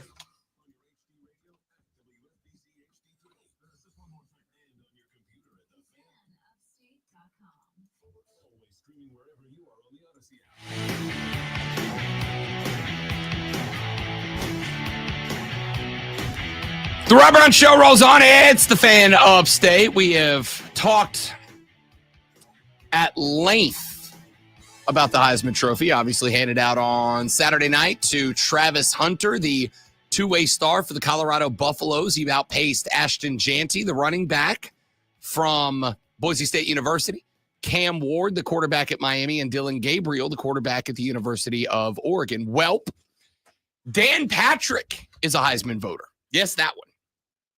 And yesterday on his show, now that the Heisman winner was revealed, Dan Patrick said, I can now reveal to you whomst I voted for and why.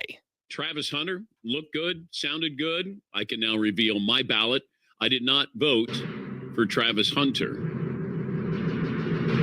I voted for Ashton Jeanty of Boise State. I factored in that they were in the playoffs, and he was putting up numbers very similar to what Barry Sanders did, and I didn't think that I would ever see that happening. I thought that he was great for a team that had a really good season. I'm not punishing Colorado because they didn't make the playoffs, but I am acknowledging that Boise State did, and Ashton Jeanty went toe-to-toe with Oregon at Oregon earlier this year. They lost by 3, so I factored that in as well. Travis Hunter was second on my list. Third on my list was Shedeur Sanders. I was impressed with that kid's toughness. He stays in the pocket and he gets hit. He'll take the hit, and I was really impressed by him this year. There were a lot of candidates. There were a lot of great candidates in there, but it was a lot closer than I thought it was going to be. I'm sure there's going to be reaction, social media, where people voting against Travis Hunter and Dion in Colorado, and they decided to vote for Ashton Jeanty. I can only speak for myself. You can only put 3 candidates on your ballot. 2 of the 3 played for Colorado. But to me, Ashton Jeanty, I have to acknowledge what he did for a team that's going to be in the playoffs. I don't have an issue with the take. I think there was this conversation that we had yesterday on the show. I don't think there was a conversation we had yesterday on the show. We had a conversation yesterday on the show that I wanted to circle back and address because Diesel heard it, and he had me bring it up on Wire to Wire yesterday afternoon as well. And there was a reaction there as well. Madcraft asked the question over the weekend, should the public have any sort of say?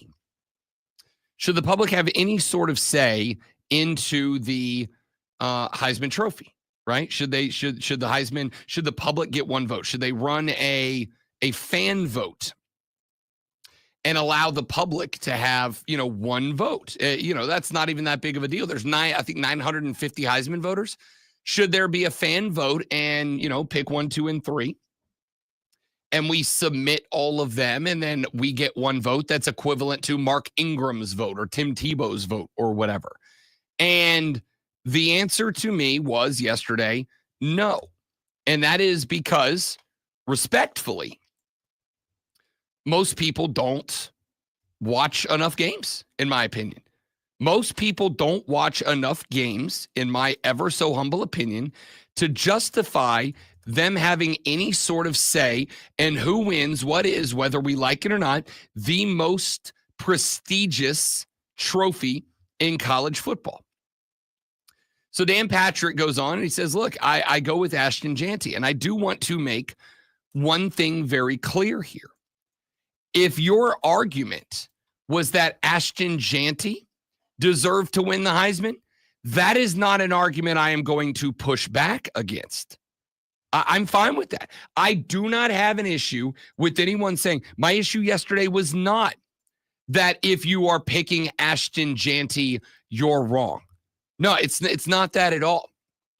I think Ashton Jeanty, as I've mentioned a couple of times, I think Ashton Jeanty did something this year, as Dan Patrick just pointed out. Ashton Jeanty, why did I just turn into like a New York mobster wife? Ashton Jeanty did something this year that, frankly, we were talking about Marissa Tomei yesterday, and it's still in your head a little bit. We can talk more about Marissa Tomei if we want to. That's probably why you was, Ashton Jeanty did something this year that we haven't seen since Barry Sanders. And if that's going to continue, something that we won't see again until I'm cutting people off in the automatic checkout at Costco. All right? AKA I'm old as dirt. Yeah, but you probably had a doctor's appointment, so that makes it okay. I still would not have had the sheer and entire audacity. All right? That's the point. But if the pace continues, this is likely something that we will not see happen again, at least while I'm still young, as I definitely and clearly am right now. Okay? So I don't have an issue. My argument was not that if you pick Ashton Jeanty, you're wrong. My argument was that the overwhelming number of people who would have voted on, Twitter or whatever, just haven't watched enough football to justify being given any sort of power in who it was that wins the most prestigious award in college football. That was it. That was my take. Diesel was like blown away by that yesterday. He's like, well, I watch all the, okay. Again, how many Ashton Jeanty games did you watch? How many Boise State games did you watch? How many did you watch? I don't think he actually answered the question. Okay. So that's a good move on for his what part. that's worth. I feel like that gives you the answer, right? Like I feel like that tells you exactly what you need to know. And that is I'm right again, as I usually am.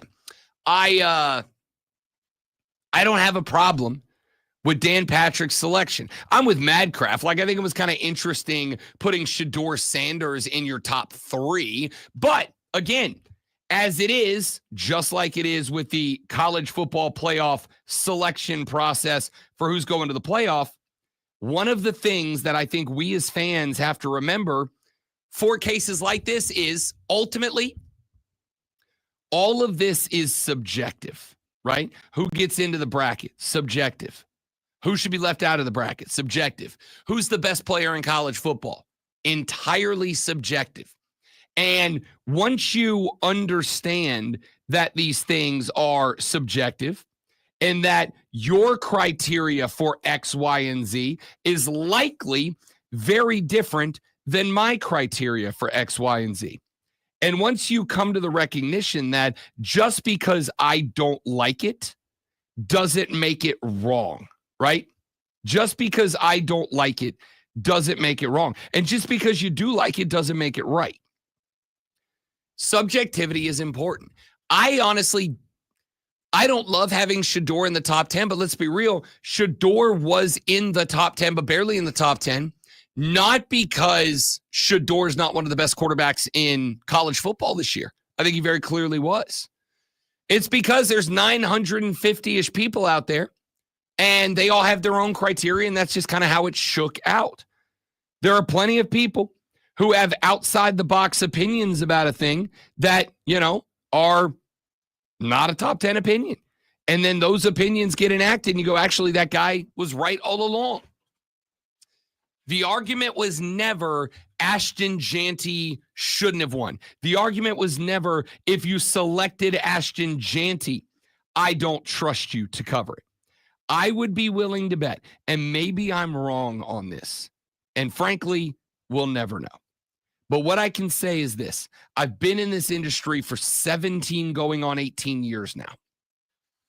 And I can tell you that not all, but a majority of people who do the job that I do and do the work that I do, a majority of those people take watching football, a game that they are asked to go in front of a microphone any given day of the week and talk about. They take watching these games, understanding these games, and knowing what the hell they're talking about very seriously. I've told you, I've worked with one guy in the past who literally said, I don't really watch the football games. I watch the highlights and then now this individual believed, and again, I'm not for it or against it, different strokes for different folks. This person believed wholeheartedly that when we come in here and talk about sports, we should talk about the character stories, not the scores and the stats, right?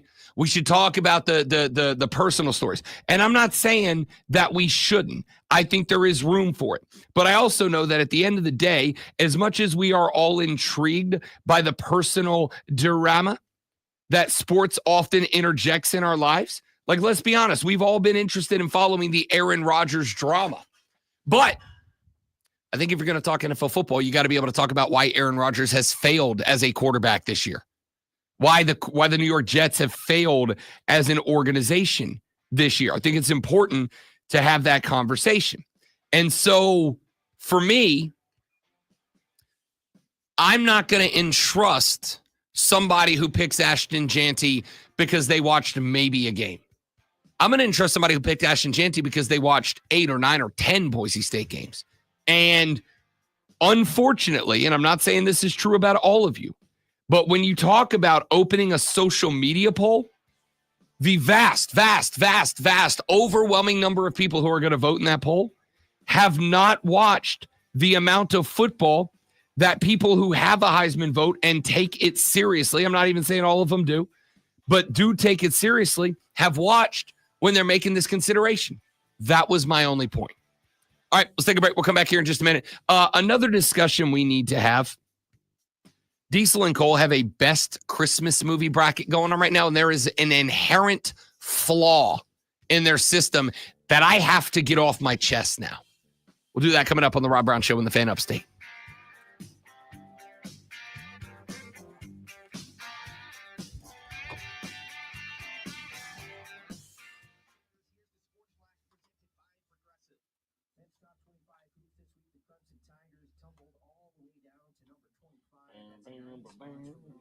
They're in action tonight with a road game in South Carolina. The 7-3 Gamecocks riding a 4-game win streak. Clemson comes in 9-2 overall. Clemson women play again this Thursday with a road game in Georgia. South Carolina women's basketball back to work this Thursday when they host Charleston Southern. The Gamecocks women up to number 2 in this week's AP Top 25.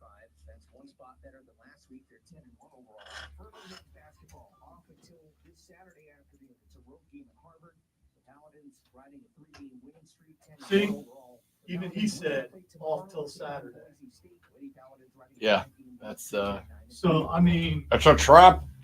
no, it's weird how it's not showing up on Follow all the action live on right schedule. here on the Fan Upstate. Download the Odyssey app, search the Fan Upstate, and listen anywhere on your phone.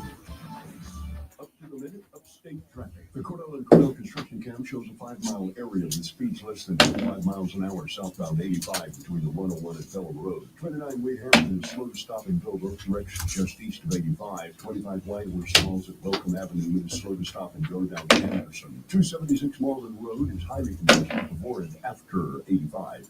News Talk 98.9 WORD Traffic Center. I'm Bill Brooks on the Fan Upstate. Do you know the most important factor in your company's success? It's your people. They're the heart of your business. So how do you harness this potential? Insperity can help. From recruiting and onboarding to employee development and retention, we'll help you build a stronger, more resilient organization. See the difference the right approach. I was just frustrated because that looked like it should have been a bold line. How you HR matters. Find out more at insperity.com/HR matters. The flight. Is going on now, but not for long. Don't risk going uninsured in 2025. South Carolina Blue is here for you. Visit scbluehereforyou.com to schedule an appointment at the South Carolina Blue Retail Center on Woodruff Road in Greenville. Casey and his team of experts can help you find a health plan that fits you and your budget. Open enrollment is ending, so schedule your no-cost appointment today at scbluehereforyou.com. I don't want to spend another holiday sitting around watching. We're going to It hit metal right there, so try to stick to the metal. Dig it. These looks like one from here. Not the plastic.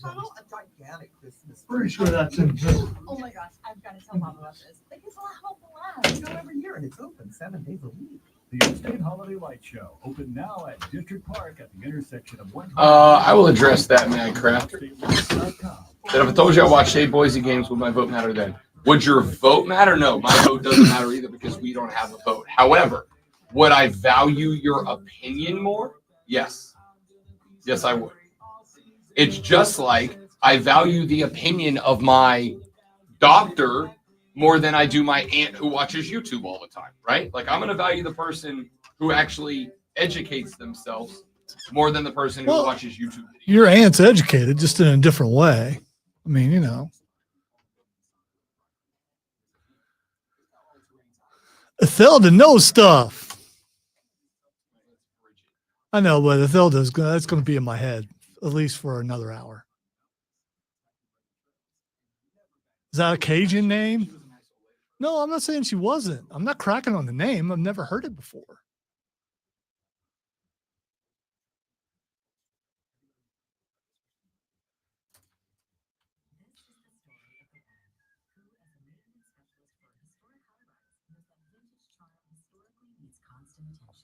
Which is why when it's time to upgrade turn-of-the-century mechanicals, they turn to Grainger. With easy access to 1 million+ products and a scale to deliver when and where you need them. The right tools and supplies are never far away. So the one I hate all these things that pop up to show you how to cook a certain way or how to cut vegetables a certain way. No, and there's no way that works for me if I try to do it. Obviously, these people probably have practiced a long time before they got it. Yeah. Just like when Chris went home to skin an egg or to peel an egg. I don't care that much to do that. I mean,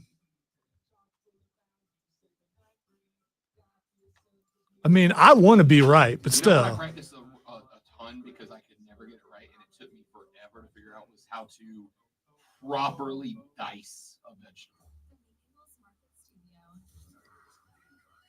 I don't know that there's a proper way. There is a proper way to dice a vegetable.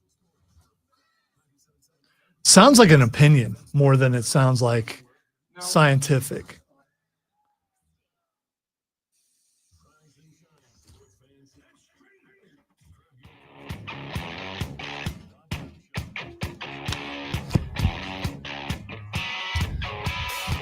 The Rob Brown Show carries on. It's the Fan Upstate. Welcome back, Rob, the great one, Lonzo, and you. I want to get to this Christmas movie thing here in a second, but I want to respond. Madcrafter on the stream. And by the way, Madcrafter's been, he's pumped up the volume, jammed. He really wants to be right in a Rob Brown kind of way. I respect it. Yeah, I mean, he's pressing it. But, I mean, you know. He said all 4 of those guys deserved a Heisman. We're also assuming it's a dude. I mean, could be. I mean, all 4 of those guys. Then you know who it is. Okay. I don't know who it is, but they've been around. Madcraft's been around the. Give me that Fan Upstate. Gave me that look like I should know who it is. Yeah, they've been around the Fan Upstate circle for a long time. All 4 of those guys deserved a Heisman, but Janty not winning isn't what ticks me off. Hunter didn't lead in any statistical category, and he's playing 2 positions, but I think those voters are swayed like members of Congress. Also, if I told you I watched 8 Boise games, would my vote matter then? Take a community issue where all the people vote option A, but then their own elected official votes option B in the vote. All right, so to kind of follow your thought. If you watched them live, you must have a noon job. Madcraft, if you are asking me if you watch 8 Boise games, if your vote matters more. First off, when did you get selected for a Heisman vote? Because I haven't, and I've been wanting for a very long time. Okay? I've wanted one for a very long time. But what I will say, in sincerity, is that your vote doesn't exist. So that's irrelevant. What does matter to me in that case is your opinion on the topic, because you have gone out and you have taken the time to learn, to watch, to educate yourself on this particular topic. And this is true not just about Heisman voters. I am talking about anything and everything. This is one of the reasons that for the party cabinet picks of both parties, I get very frustrated with cabinet picks, because no, you are not picking a medical professional to lead the nation's primary health organization. Okay? I don't need that guy. I don't want you to go pick somebody who has never been a teacher or an educator to lead the Department of Education. I don't. I want somebody who has got education, who has been involved and is there, etc. Same thing with this. I don't want fans in charge of the Heisman voting, because I have done the surveys and the overwhelming majority of y'all watched maybe a combined 3 or 4 games of the top 4 players that were finalists. Again, like I'm sure many of you watched at least a couple of Dylan Gabriel games, because the Ducks were obviously quite relevant this year. I'm sure that some of you watched a Miami game because they're in the ACC, which obviously had a lot of connections around here, specifically maybe the Syracuse game at the end of the year. But I bet you if we took 100 people off the street, self-proclaimed college football fans, and we said, hey, combined, how many Dylan Gabriel, Cam Ward, Ashton Jeanty, and Travis Hunter games did you watch?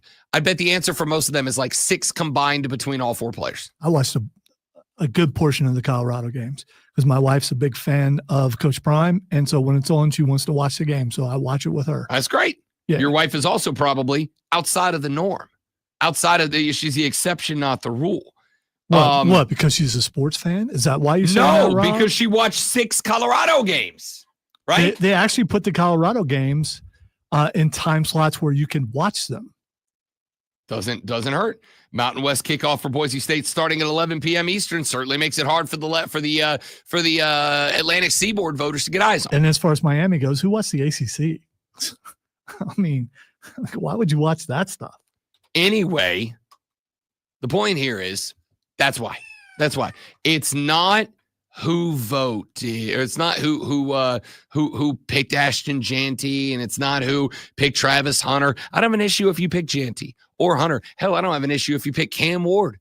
Cam Ward wasn't the problem in Miami. The defense was. I don't have the only one of those guys that I did not think that the only guy up there that I say if you voted for that person, I'm not taking your opinion seriously, is Dylan Gabriel. With all due respect, good quarterback. But Dylan Gabriel was up there as a congratulations on being the only quarterback who got to 12-0. It wasn't like Dylan Gabriel's not as good as Cam Ward. He's not as good as Cam Ward was this year. There's no reason for him to have been up there other than his team went 12-0 and nobody else's did. All right, that's my only takeaway. All right, let me get to this. Diesel and Cole on our afternoon show, Wire to Wire with Diesel and Cole. By the way, you should listen to that. If you don't, why not? You should. It's a good show. Yeah. It's a good show. They, Alonzo, are doing a fan-selected Christmas movie bracket. Yeah, okay? I don't do that stuff anymore. But I'm willing to. Alonzo got real mad that his favorite didn't win one time. No, it has nothing to do with that. Now. It's politics. Yes, that's how everything works. I hate politics, so I'm done with it. But still, I'm curious about why this piqued your interest. So they allowed the fans to select the movies that go into the bracket. Here are the games. All right, I know we're not going to spend a ton of time on this, but there is a point that I want to get to.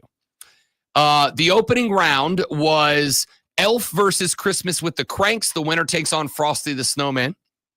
Polar Express takes on Home Alone. The winner takes on Die Hard. Miracle on 34th Street takes on Home Alone 2, which is bullcrap, by the way. But again, we'll come to that. The winner takes on Christmas Vacation.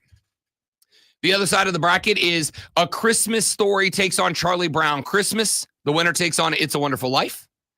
Jack Frost takes on The Grinch, but it's the Jim Carrey's version of The Grinch, not the OG. With the winner taking on A Christmas Carol. And here's my favorite part, and this is why I got on to Diesel yesterday. I said, which version of A Christmas Carol? He said, I don't know. Well, then what am I voting on? Because different versions have different grades here. Am I right? A Muppet Christmas Carol is the greatest version of A Christmas Carol that's ever been told. Yeah, Scrooged is the greatest. Scrooged is a very close second. But Michael Caine treating Gonzo as if he's another Shakespearean caliber actor will never stop being amazing. I will not have you disparaging Gonzo. I'm doing quite the opposite. I just said Gonzo's version is the number one version, and you said it's not. You're disparaging the Muppets. And then Santa Claus. I thought Piggy's performance was not up to par as Kermit from her Chef's other kiss, though. efforts. So yeah. And Sam Eagle, as always, just a legend. I mean, right? Without a doubt. Santa Claus taking on the OG Rudolph the Red-Nosed Reindeer, with the winner taking on Nightmare Before Christmas. Elf beat Christmas with the Cranks. Elf then lost to Frosty the Snowman. Jingle All the Way knocked off Santa Claus 2, which, by the way, you guys putting the movie and sequels in here is kind of a horse crap way to win a bracket. All right.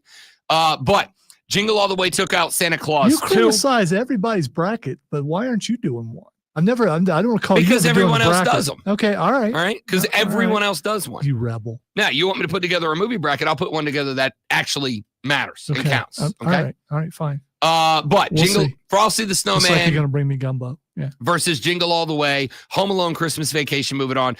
Christmas Story knocks out It's a Wonderful Life and Charlie Brown Christmas. Bad Santa knocked off Medea's Christmas. The Grinch Jim Carrey version knocked off Jack Frost and A Christmas Carol. We don't know which one, but A Christmas Carol. And Santa Claus with an E, the Tim Allen one, knocked off Rudolph the Red-Nosed Reindeer, the OG, and Nightmare Before Christmas to move on. Now, I do want to argue something here. Some of these movies aren't Christmas movies. Some of these movies are Christmas movies only in that the backdrop is Christmas. Oh, Home Alone is not a Christmas movie. Never has been, never will be. It's not a Christmas movie.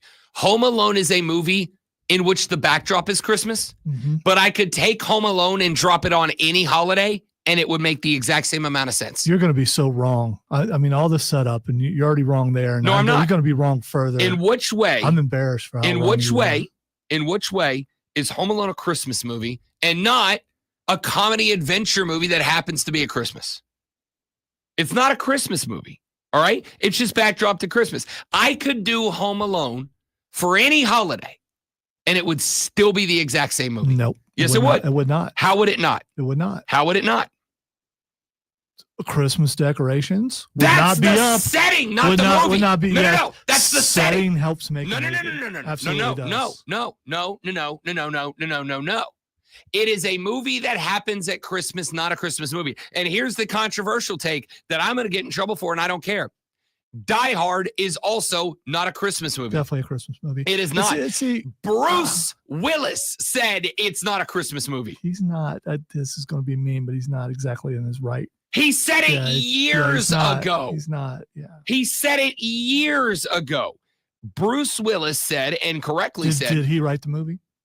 does it matter? No. Did he write the Does movie? it matter? What does the writer say? It doesn't matter. Well, yeah, it does. It doesn't matter. If It's the like- writer says this is a Christmas movie, then it's a Christmas movie because the writer wrote it specifically the as a Christmas setting movie. of a movie doesn't make that movie a thing. If the Okay? writer says it's not, then it's not. But if the writer says it is, then it is.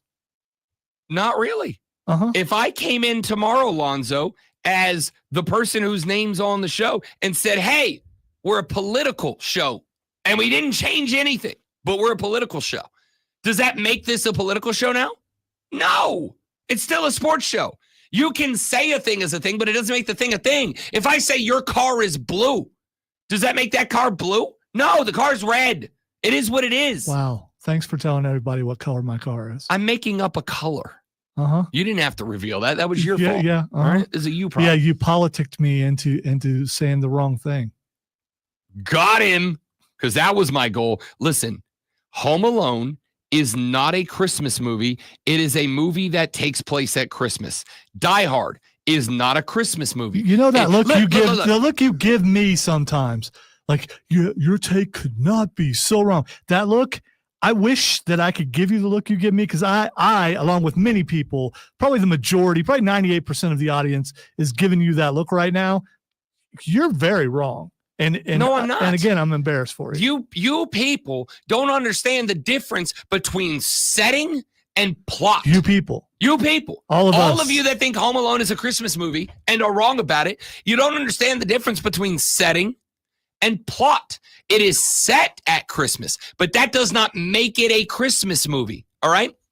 Ted Lasso is set with a soccer team. It is not a soccer show. Does it involve soccer? Yes. Does it take play? Are the characters soccer players? Yes. But it is not a soccer show. It involves soccer, but it's not a soccer show. Rob Brown will be running for something eventually, and when he does, he's going to do it really well.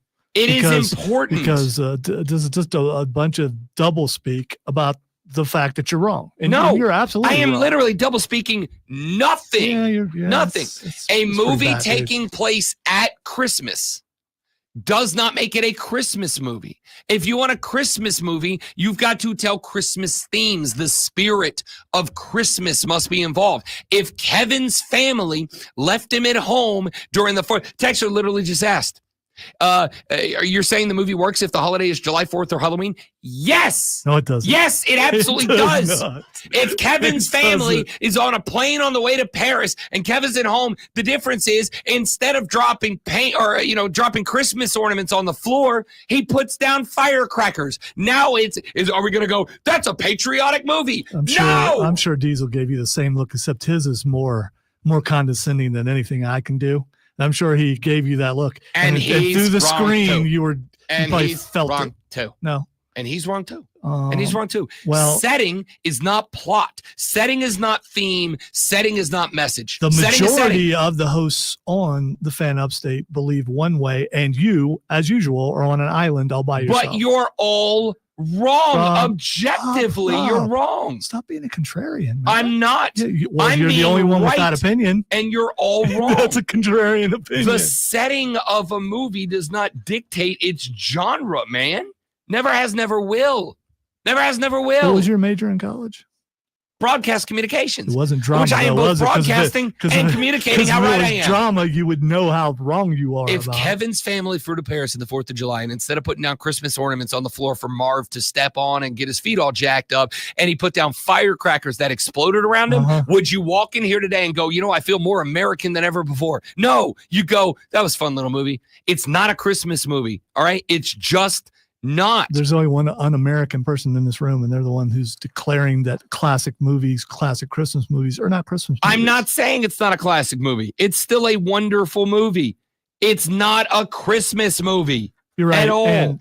And It's a Wonderful Life was about business. It's a Wonderful Life. Christmas was No. a background, but it was about the business in the town. and No, about you're literally people right taking 180 degrees around. No. It is a setting in a town run by Mr. Potter with shady business A practices. Nightmare Before Christmas but was the about Halloween. It wasn't about Christmas. Listen. because the setting was Halloween characters. The setting of yeah. It's a Wonderful Life, a movie that I watch with my mother every year around Christmas because it's her favorite Christmas movie and I'm a good kid. All right. It is a setting of Mr. Potter's world where he's a terrible person. But the message is about giving and sacrifice. The message of Home Alone is about how to be funny when you swing a paint can in the face of a bad guy. That's not Christmas. That's just a funny comedy haha movie. Sounds like you don't like Home Alone. I love Home Alone. Wow. What I don't love is it being popped into this bracket as if it's a Christmas movie when it's not. And it never has been. Yes. And it never has I'm going been. to see a Christmas choir. Let's see the fact that that Setting. Christmas music is playing all through it. Setting. These are settings. These are not themes or messages. These are settings. You're so wrong right now. Settings. So The wrong. setting is not the theme. Texter said, Home Alone works for Christmas because of the feelings that only Christmas brings. Family, forgiveness, music, etc. July 4th does not bring. No other holiday. Family? People, you're so not let me get going this to right. win. Let me Don't get this right. bother. Don't bother. December He's not gonna 15th. stop. He's December wrong. 15th, you call your mom and are like, I love you, and I'll talk to you in a year when Christmas rolls around. No. Stop it. What the heck Stop it. did you just say? That This made person no just said sense at all. it's a Christmas movie because of the feelings only Christmas brings. Family. That's it? You calling your family from December 12th to 26th and then screw them until next December? No. You do that all year long, which is why that movie's not a Christmas movie. It's set at Christmas, not a Christmas movie. Hey, can we do the thing that we're late for? This is a sports flash happening around Christmas. It's not a Christmas sports flash. It's just the sports flash that happens close to Christmas. I disagree. This is a comedy with sports as a setting. 2 Monday Night Football games wrapped up Week 15 of the NFL season in Minnesota. The Vikings, not the Wings. I don't know where that came from. Maybe I'm hungry. Crushed the Bears 30-12. Sam Darnold threw for 231 yards and a touchdown to Justin Jefferson. Minnesota sacked Chicago quarterback Caleb Williams twice, but had the rookie on the run all night long. Probably still running. In the other game, Atlanta kept their NFC South hopes alive with a 15-9 win over the Raiders. Kirk Cousins threw his first touchdown in the last 5 games, but was picked off as well, going 11 of 17 for 112 total yards. Bijan Robinson ran for 125 yards on 22 carries. Tune in tomorrow at 6:30 as the Furman Paladins take on the Montreat Cavaliers. It's Furman versus Montreat right here on your home for Furman Paladins basketball. The Fan, Upstate.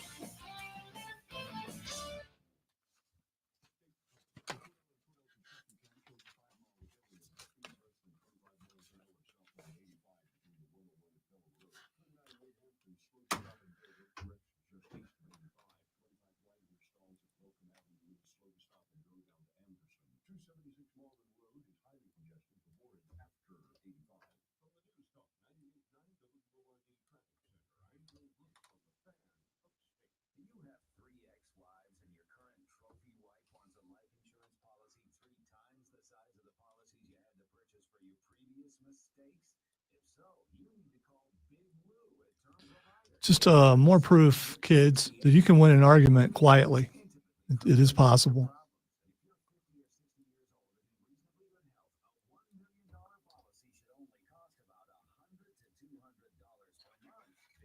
It's up there, Steven. It's up there.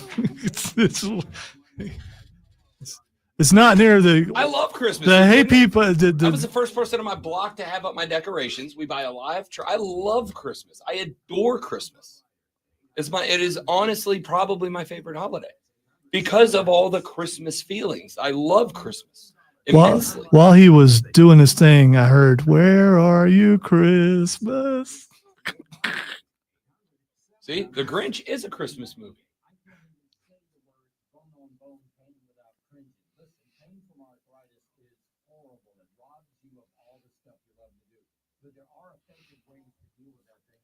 I will tell you the Upstate Pulse annual Christmas karaoke special is just a show with a Christmas setting, but you should tune in this Saturday. I'll be there, 7 to 9. Can't wait. I'm not going to reveal my song, but it's dope.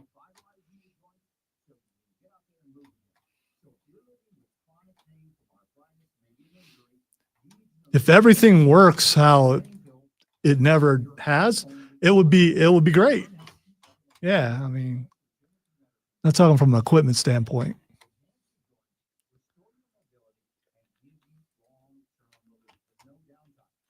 I love how that segment generated more text or conversation. Wow. Than And there's Mar from Home Alone. One of the first things that pops up on when I refresh my X. Okay, in fairness, there's a good reason for it. It's not Big Brother. I mean, it is a little bit Big Brother.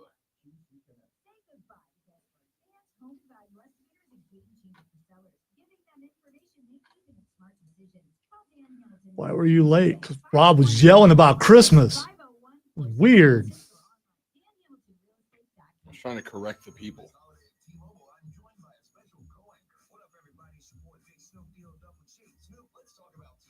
Snoop's got to be rolling in money right now with all these commercials. Come on, Steven. Stop with the name calling, dude. I mean, it's different opinions. For the record, I agree with him. He's not wrong. I would have voted Home Alone above Christmas Vacation. The best part about Christmas Vacation, other than Cousin Eddie, is the squirrel. The squirrel was amazing. Squirrel doesn't get enough credit. Why is the floor wet? I don't know, Margot.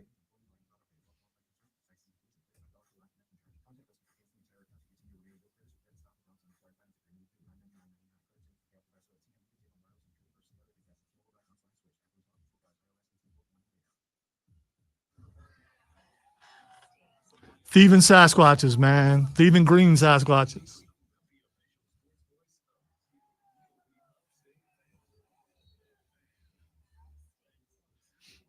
But, you know, with the line of what we just heard earlier, why would Rob choose a non-Christmas movie to go ahead of a Christmas movie in the voting? Home Alone is not a Christmas movie. Correct. Why would you pick it? Why would you vote for it? I wouldn't have voted for it. Home Alone would have been bailed out to the Polar Express in round 1 if it was up to me. So that we are clear, I would not have voted Home Alone as it is not a Christmas movie. It would have been bounced to the Polar Express in round 1. Even, yes, with Tom Hanks' creepy dead CGI eyes. I was going to say, Polar Express is weird. It's a creepy looking movie. Yeah, it's not. But it's a Christmas movie. All right? It's a Christmas movie. No, it's a train Home Alone movie. is not. It's a train movie with Christmas as its setting. Listen, I know how you operate. We've done this long enough. All right? And I'm falling for it anyway. It's not. You're wrong. Stop it. Stop it. Stop it. Stop it. Stop it. Stop it. All right. Welcome back, ladies and gentlemen. The Rob Brown Show on your radio. It is the Fan Upstate. The final hour of action underway right now. 60 minutes separate us from the end of the radio broadcast. So there was a story going around a couple of days ago that the NBA's ratings are down 48%. How's that midseason tournament working?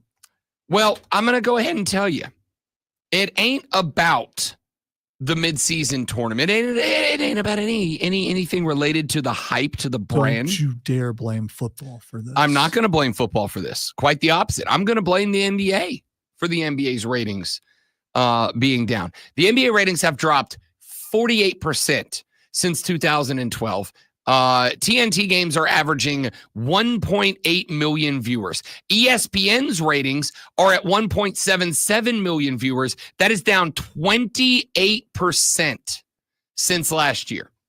And I'm going to tell you there are 2 reasons for this, in my ever so humble yet frequently correct opinion. There are 2 reasons for this. Reason number 1 is because the NBA has done what MLB has been failing to do for a very long time. And that is push stars and teams at the same time. Baseball for years tried to push teams. They tried to push, tune in to see the Yankees play the Astros this Thursday night on ESPN or whatever, right? But they didn't necessarily give me a reason that if I wasn't a New York guy or I wasn't a Houston guy, that I should tune into this game. If I am not a fan of the teams playing, how are you going to get me to tune in? You got to promote the stars. You got to promote the stars. Specifically, you got to promote the next generation of the stars.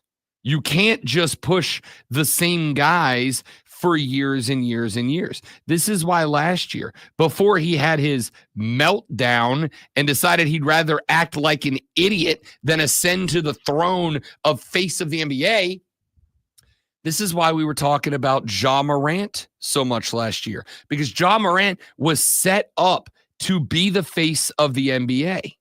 And yet, not late in the season, that was when the suspension happened, but early in the season, Ja Morant wasn't being advertised. They keep going back to Hoopst. Kevin Durant, LeBron James, the old guys in the league. And don't get me wrong, you still talk about the old guys, but you got to talk about the young guys too. I thought LeBron quit. LeBron ain't quit. LeBron's still hooping out, and hooping out well, by the way. He did sit down for a couple of games because he got a jacked up wheel, but then he came back and dropped a 30 burger in his very first game back out.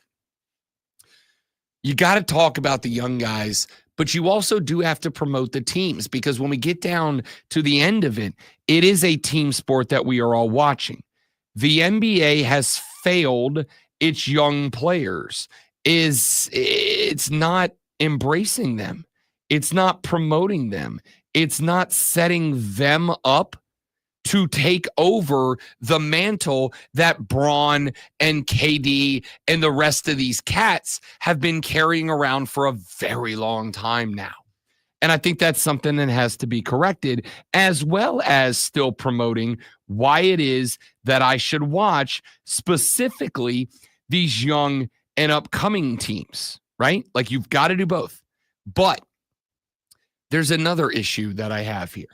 And I found this interesting because I was already spinning the wheels on this conversation about why this is happening. And one of the theories that I promoted, I talked about yesterday on the show.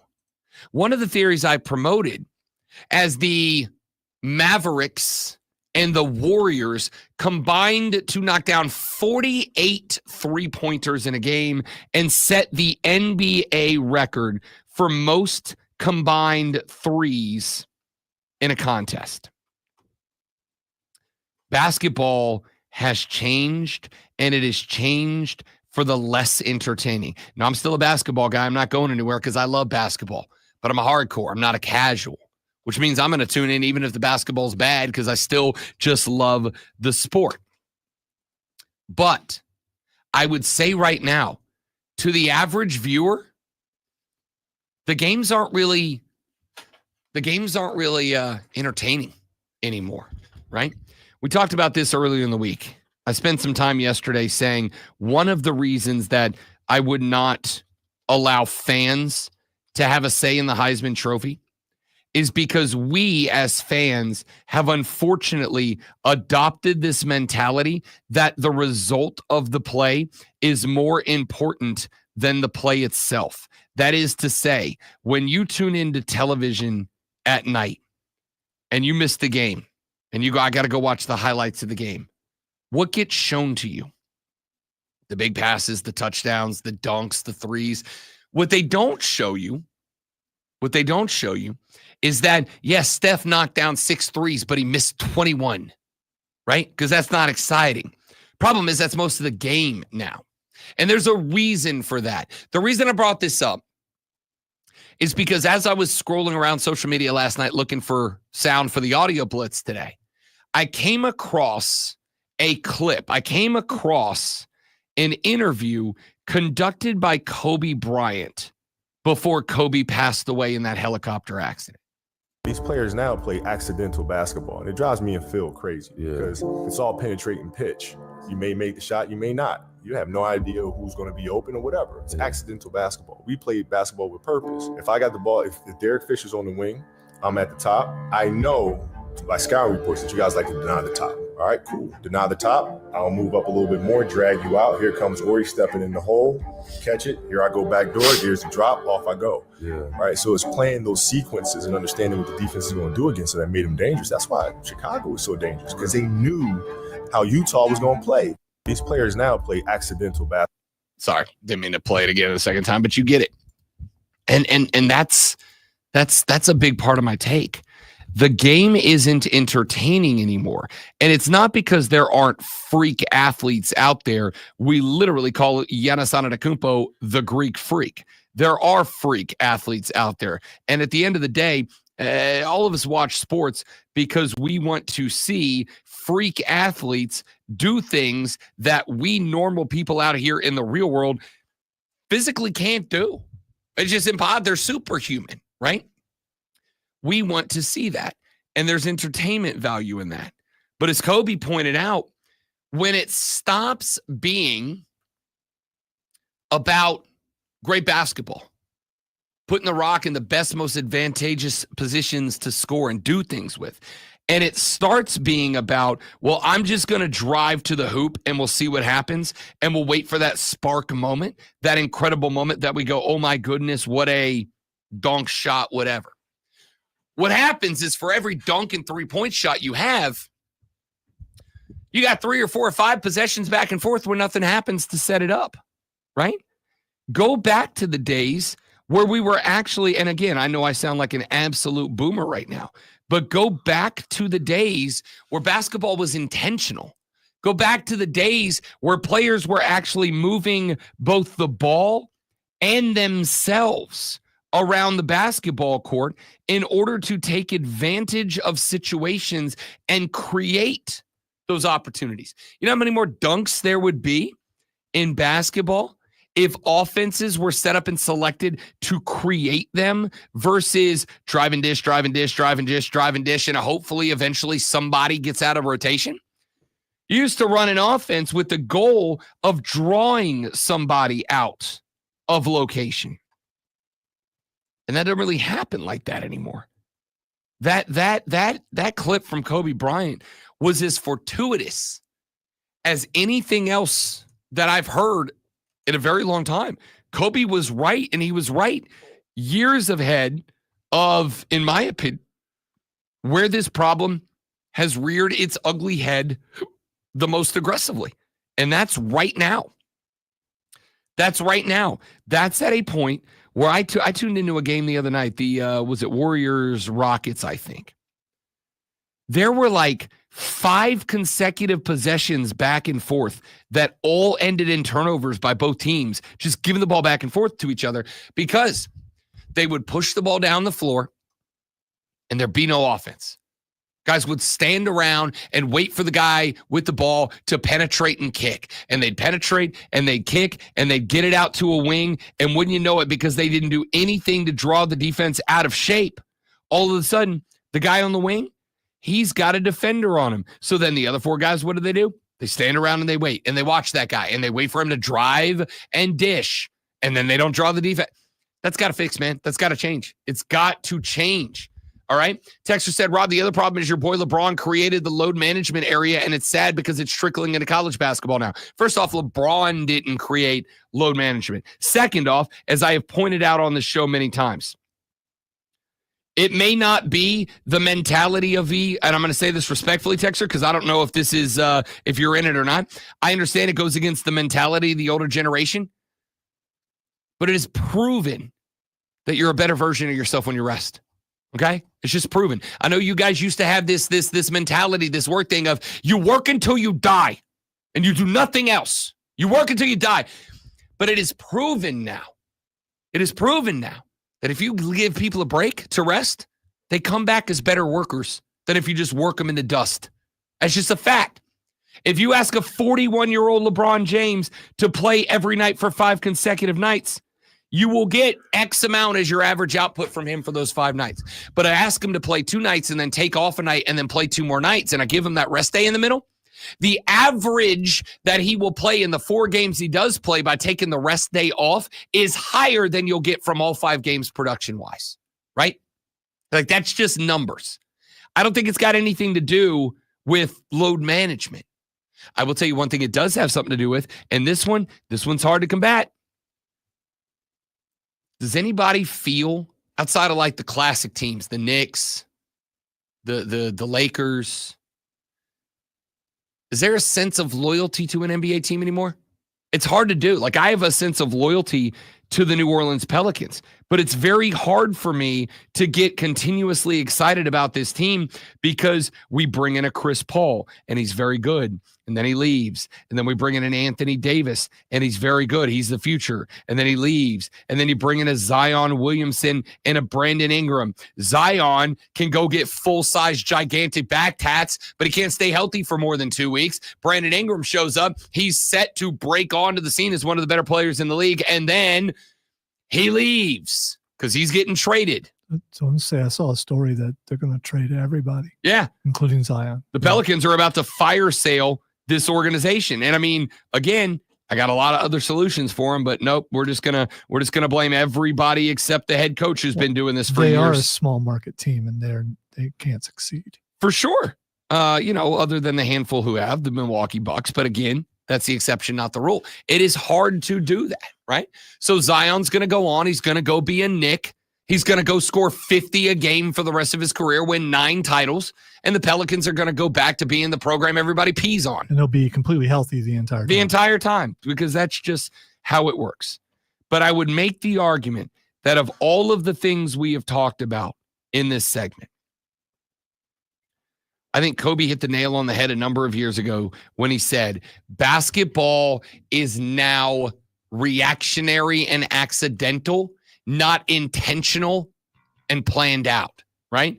Phil Jackson won the championships. Phil Jackson won not just because he had elite talent like Jordan and Pippen and Bryant and O'Neal.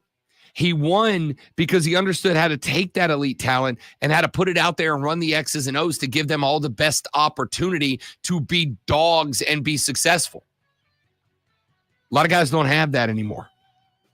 A lot of guys go out there and the offense is drive and kick until somebody's either open for a wing and a prayer 3 or until a defender gets out of the way and you can slam it home. And when you combine all those things together, the NBA is struggling right now. Now those numbers are going to come up when football ends, when the Super Bowl's over. Because when the Super Bowl's over in February, you still have March, April, May, and June of NBA season. Season's very long. That might be a problem. But at the end of the day, if you don't fix it, the sport is going to suffer like quite a bit. Take a break. Back after this on the Rob Brown Show with the Fan Upstate.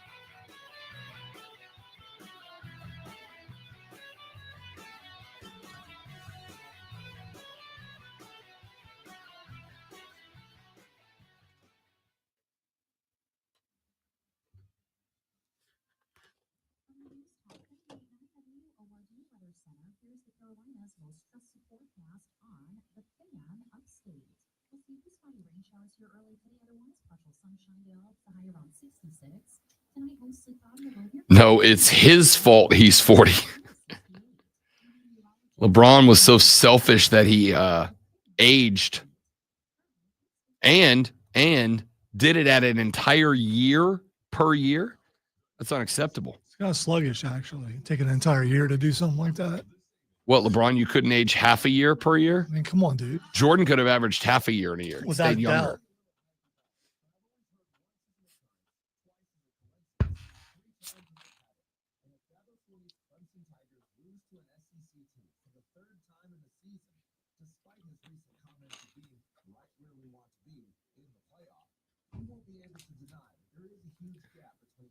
I heard someone say the word facsimile yesterday.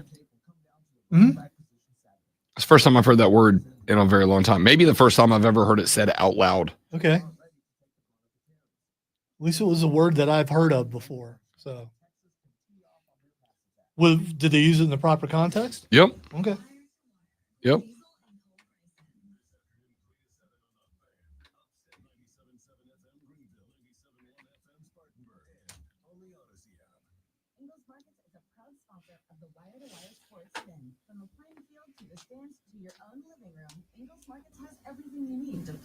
No, I just want to be a wrestler named Fat Simile.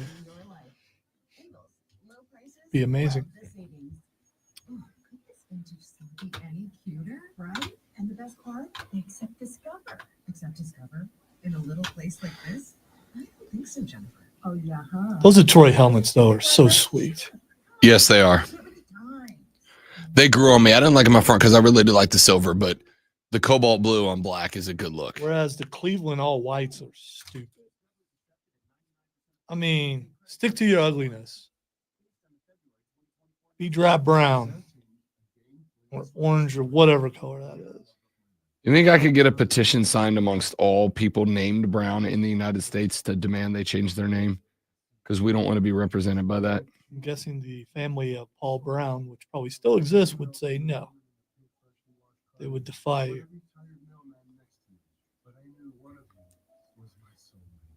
Yeah, but see, you're Rob Brown, and they're the Cleveland Browns. Yes, so it's not the same. It's not which the is same multiple Browns, of No. which I am one. No, there's no apostrophe, is there? My family is made there an up. No, apostrophe? there's not. So I don't know. But see, if you listed me and my mom and my dad all in the phone book, we would be the Browns with no apostrophe.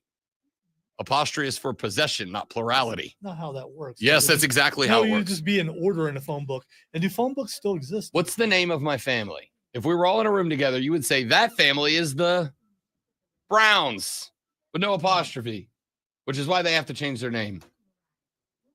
It's infuriating. I never signed up to be represented by anything from Cleveland. Your entire family's there. I just want to talk to your grandma. So So does everybody else.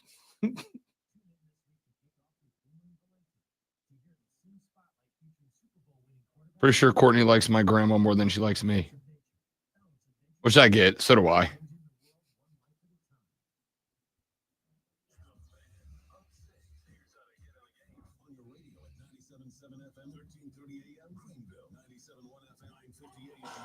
Listen on your phone. Download the Odyssey app and search The Fan Upstate. There's a whole lot more to know about sound if you really want to go into the subject. Your smart speaker. Just say play 97 The Fan Upstate. On your HD radio at WFBC HD3. There's just one more thing. And on your computer at TheFanUpstate.com. Sound off on the text line. At 71307. Keyword fan. You're listening to the Program Show. Only The Fan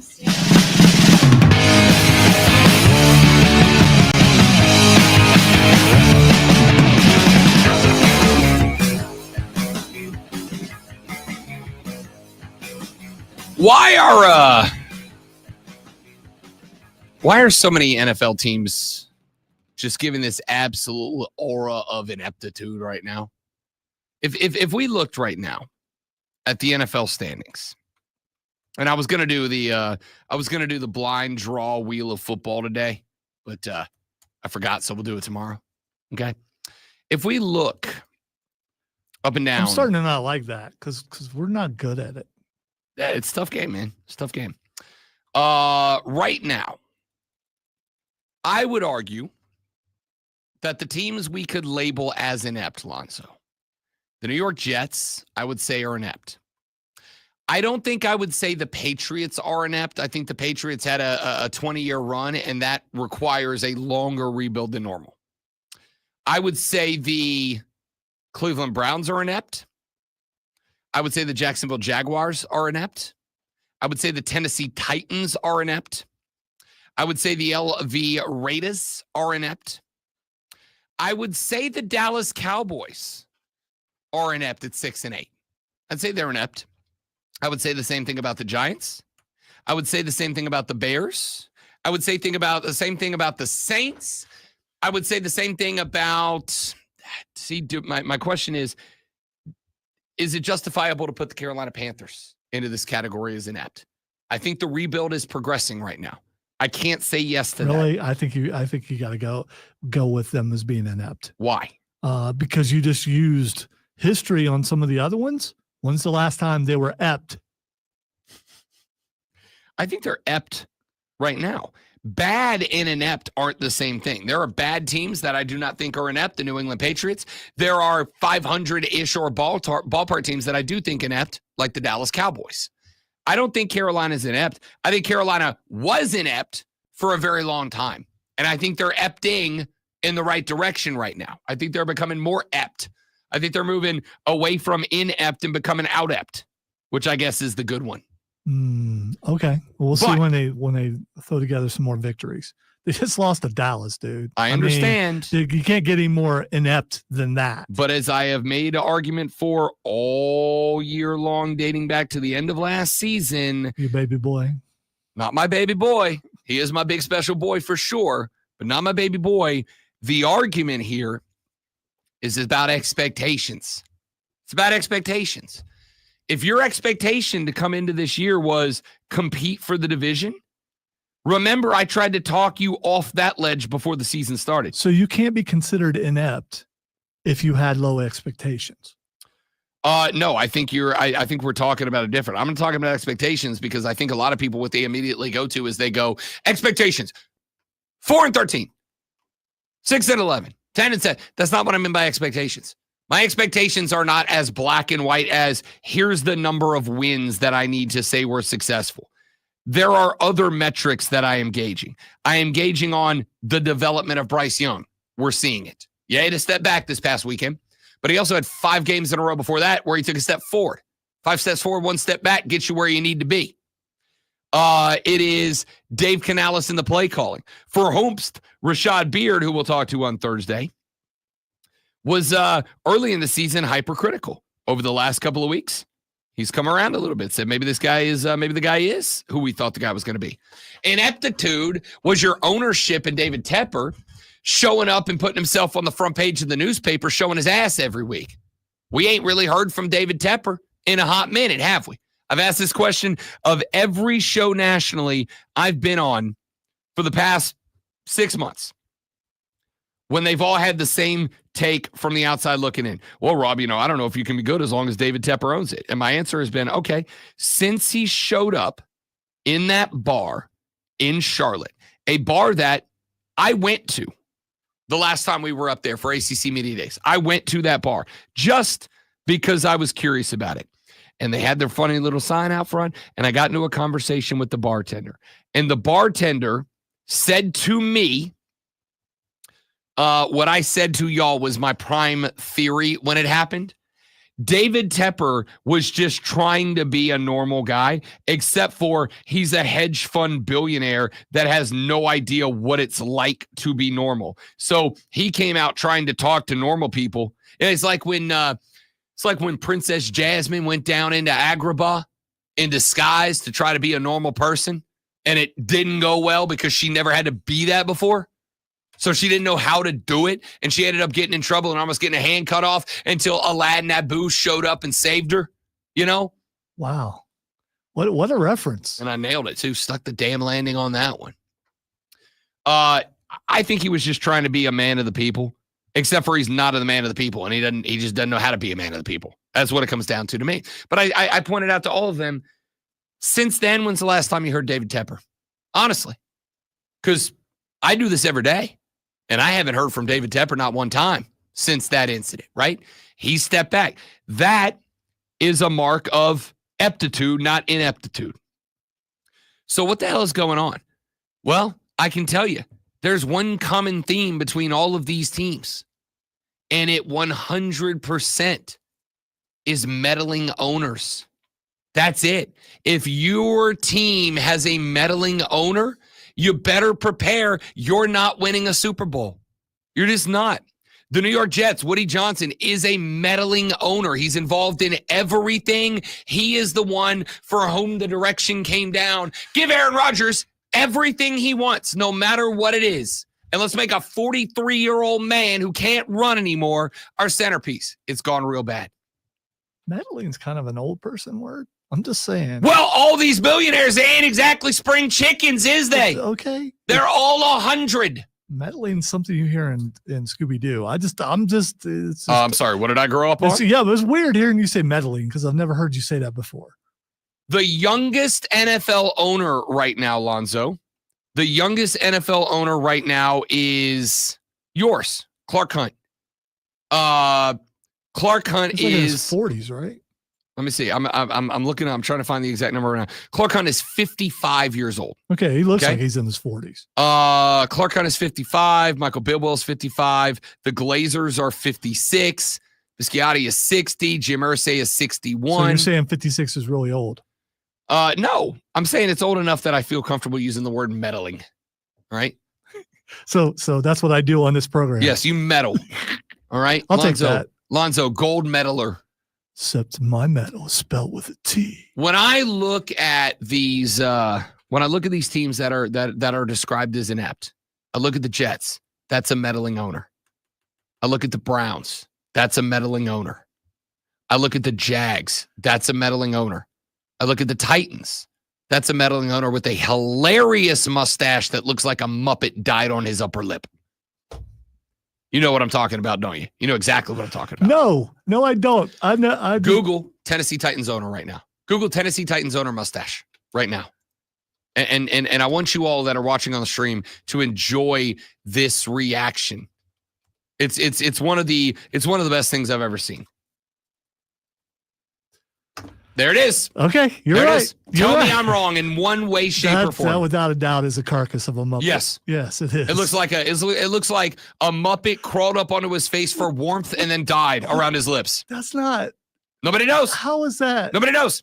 Don't understand it. How do you look in the mirror and go, yeah? You have billions of dollars and people kiss your ass all the time. The emperor wears no clothes. You have billions of dollars and people tell you how amazing you are all the time. And you never once look and you go, maybe I shouldn't have an upper lip mustache and a lower lip mustache. That's the same thing. That dude has a stodgy voice. You know he does.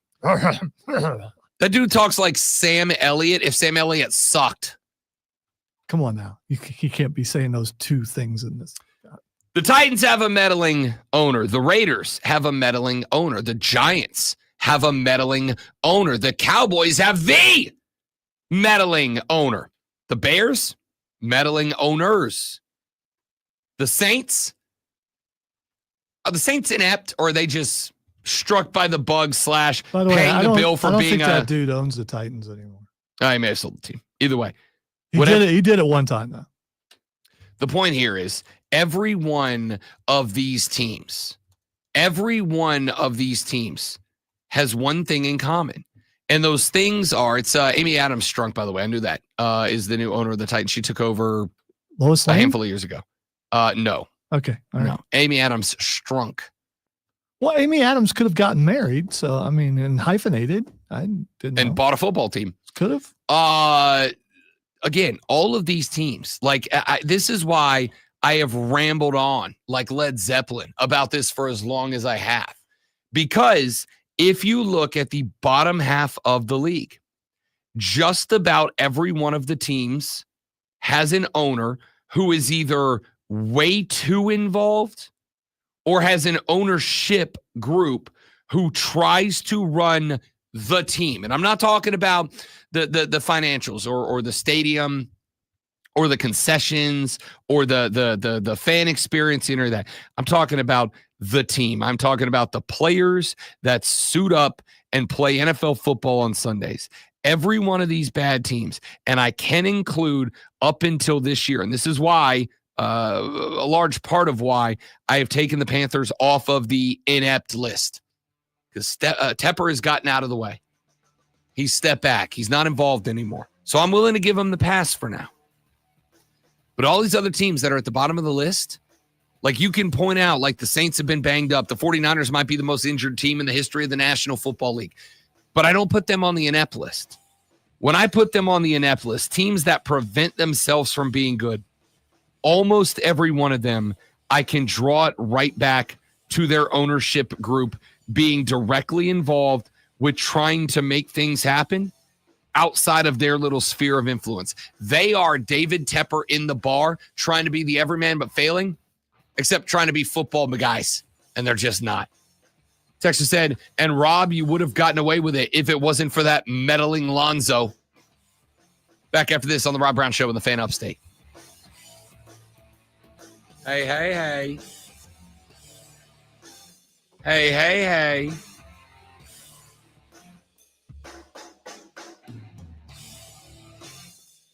That's what's up.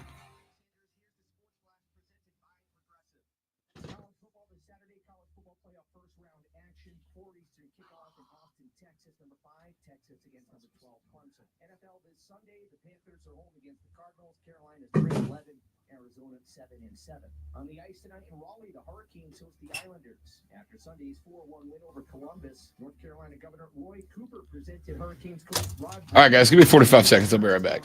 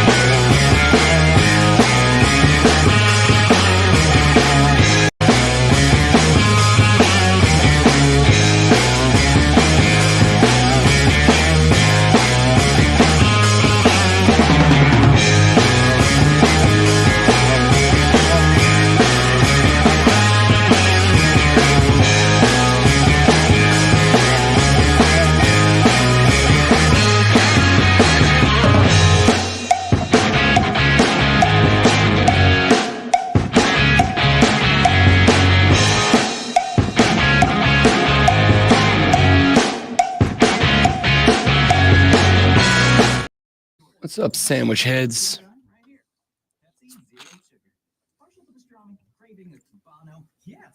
Bono.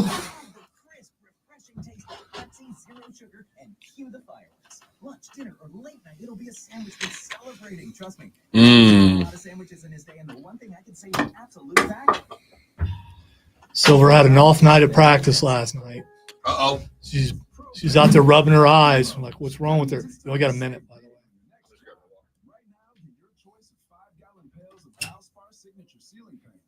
HGTV Home by Sherwin-Williams flat ceiling paint for just $148. Plus, get it delivered to your job site with free same-day delivery when you order by 2 p.m. Lowe's knows paint. Lowe's knows pros. Valid through 12/20. Delivered by Ask her if someone said something to her.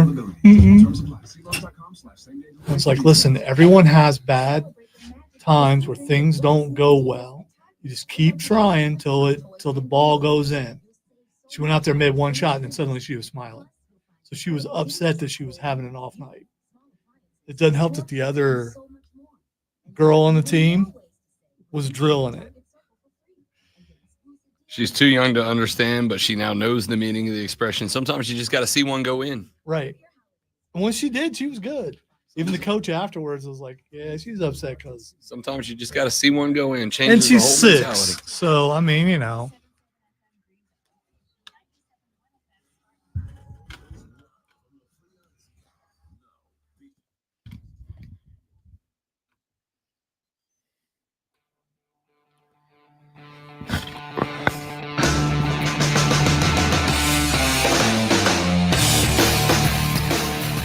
The Rob Brown Show continues. It's the Fan Upstate. Rob, the great one, Lonzo, and you.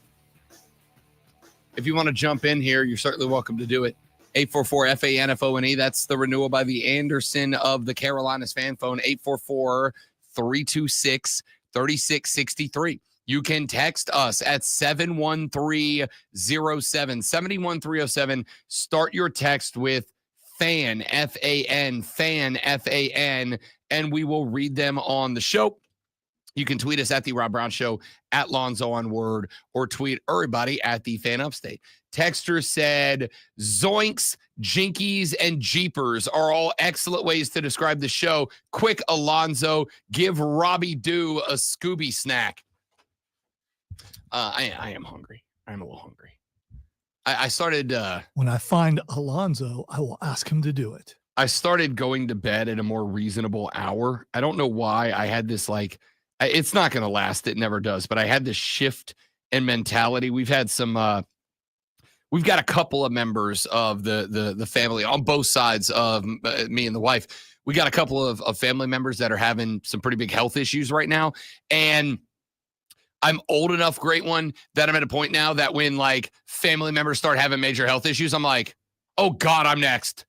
Oh God, it's me next. I'm up. So I hit this point last week where I'm like, I got to start taking care of myself, man. I've gone back to eating good, eating real good. I've been getting 6-7 hours of sleep the last few nights. It is a game changer, man. It feels spectacular. The problem is, and this is a major problem just because of the schedule I'm on during the morning show.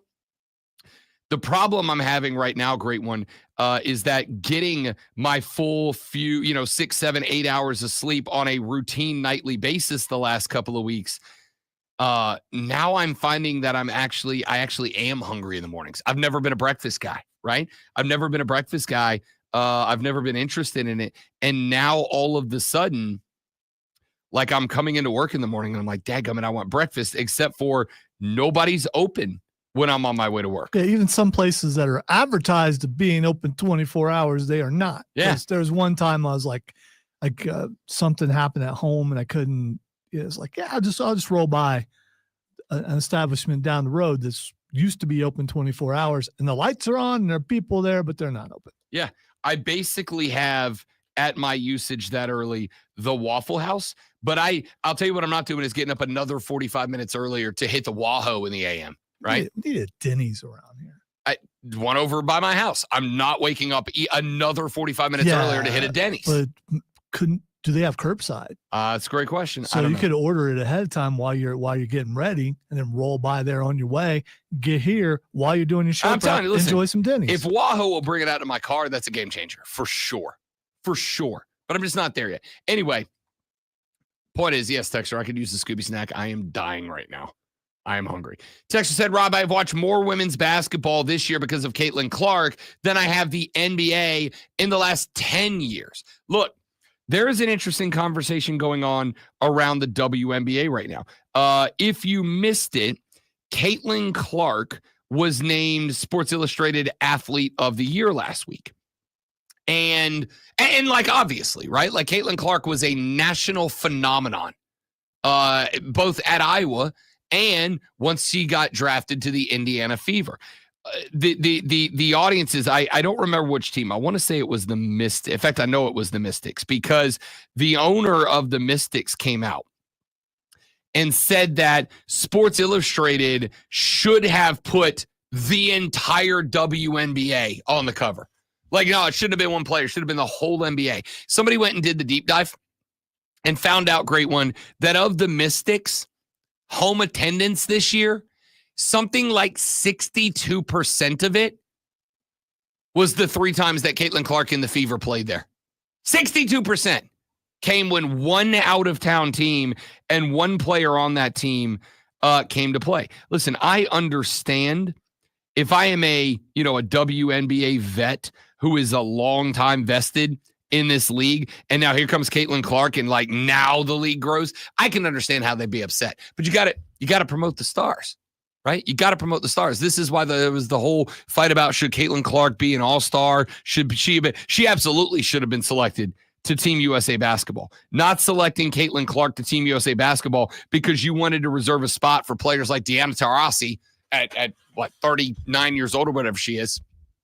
That ain't it, man. That ain't it. And what I don't need to happen as I continue to try to assist in the growth of the WNBA is for the NBA to get to the point where they're in the same boat. It just can't happen. It just can't happen. Texter said, hey, Todd. Well, at least he didn't call me Rod, I guess. Hey, Todd, it's Kane. Oh, it's Kane. He's got a shtick now. Kane's got his own shtick, his own gimmick now. I get it. I like it. Nice job, Kane. He said, art is not objective, but subjective. People will project their own perspectives to whatever movies they watch. You will never change their minds about it. I get it, but there is a difference between I interpreted the theme of this film a certain way versus saying a thing is a thing that it ain't. There's a difference, right? If I watch Robin Hood, some people are going to see Robin Hood as a vigilante character. Some are going to see him as a superhero character. Some are going to see him as an anti-hero character who works in the gray areas. You know what you're not going to do? You're not going to say, it's an astronaut movie. No, it's not. There is no interpretation where that is correct. It's not. It's just not that. All right, that analogy is so bad, dude. An astronaut. I mean, I don't. That's literally the point, Lonzo. No, it's not. Literally the point. Hey, it's okay to take an L. It's okay to take It's the L. not an L. You took an L today on this. I did not take an L on You this. absolutely I'm did. spot on, deadly accurate and correct. Like a scarlet letter, If there's a big somebody L on your watches- forehead right now. I see it. If somebody watches Robin Hood and they say, you know what, to me, Robin Hood actually isn't a good guy because while the principle is there, murder's not good, then I'd go, okay, I understand how you see it that way. I may not agree with you, but I understand the thing. If somebody watches it and they say, actually, it's a superhero movie, I'd go, I get it. Robin Hood trained his abilities with a bow and arrow to do things that other people could not do. That makes sense. That's a take on the theme. Did you say he's a socialist? You absolutely could if you want to. And you could even go one step further and have the discussion about whether that's a good thing or a bad thing based on the setting, time, and place of the movie. What you can't do is say that it's a space drama. It's not. It's just not that. There's no way to interpret that that's what it is. Your analogy still doesn't work. Yes, it does, because it's setting of the movie versus themes of the movie. There's no outer space in Robin Hood. There is Christmas in all those movies. Fine, that call are it a Christmas Western. movies. Is it a Western? There's no Western in it. It's in a forest in England. Lonzo doesn't get my point. The rest of you do because I'm right. Corn Chip texts the show. The rest of them are on my side. What are Corn you Chip talking texts the about? show and said, according to Wikipedia, Home Alone and Die Hard are Christmas movies, and Wikipedia is never wrong. Never. Texter says, is Blazing Saddles a Western? I am going to say, actually, Blazing Saddles is a Western. Now, it is not just a Western because it is set in a obviously satirical version of the West, but it is a Western in that it follows, while doing so hilariously, the plot and the theme and the messages of a traditional Western movie. A small frontier Western community that has to band together to take themselves back from a group of bad guys coming and looking to take advantage of them and profit, and also tap dancing number at the end. Classic Western. Classic Western. So I'm good with that.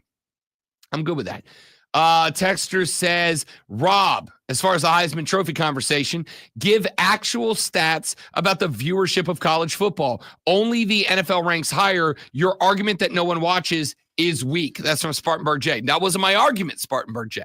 I'm not arguing nobody. You're not listening to me.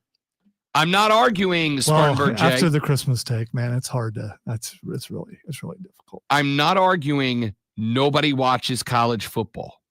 What my argument was if you are going to vote on the Heisman Trophy, I need to trust that you are educated and informed on the people who are candidates for the Heisman Trophy.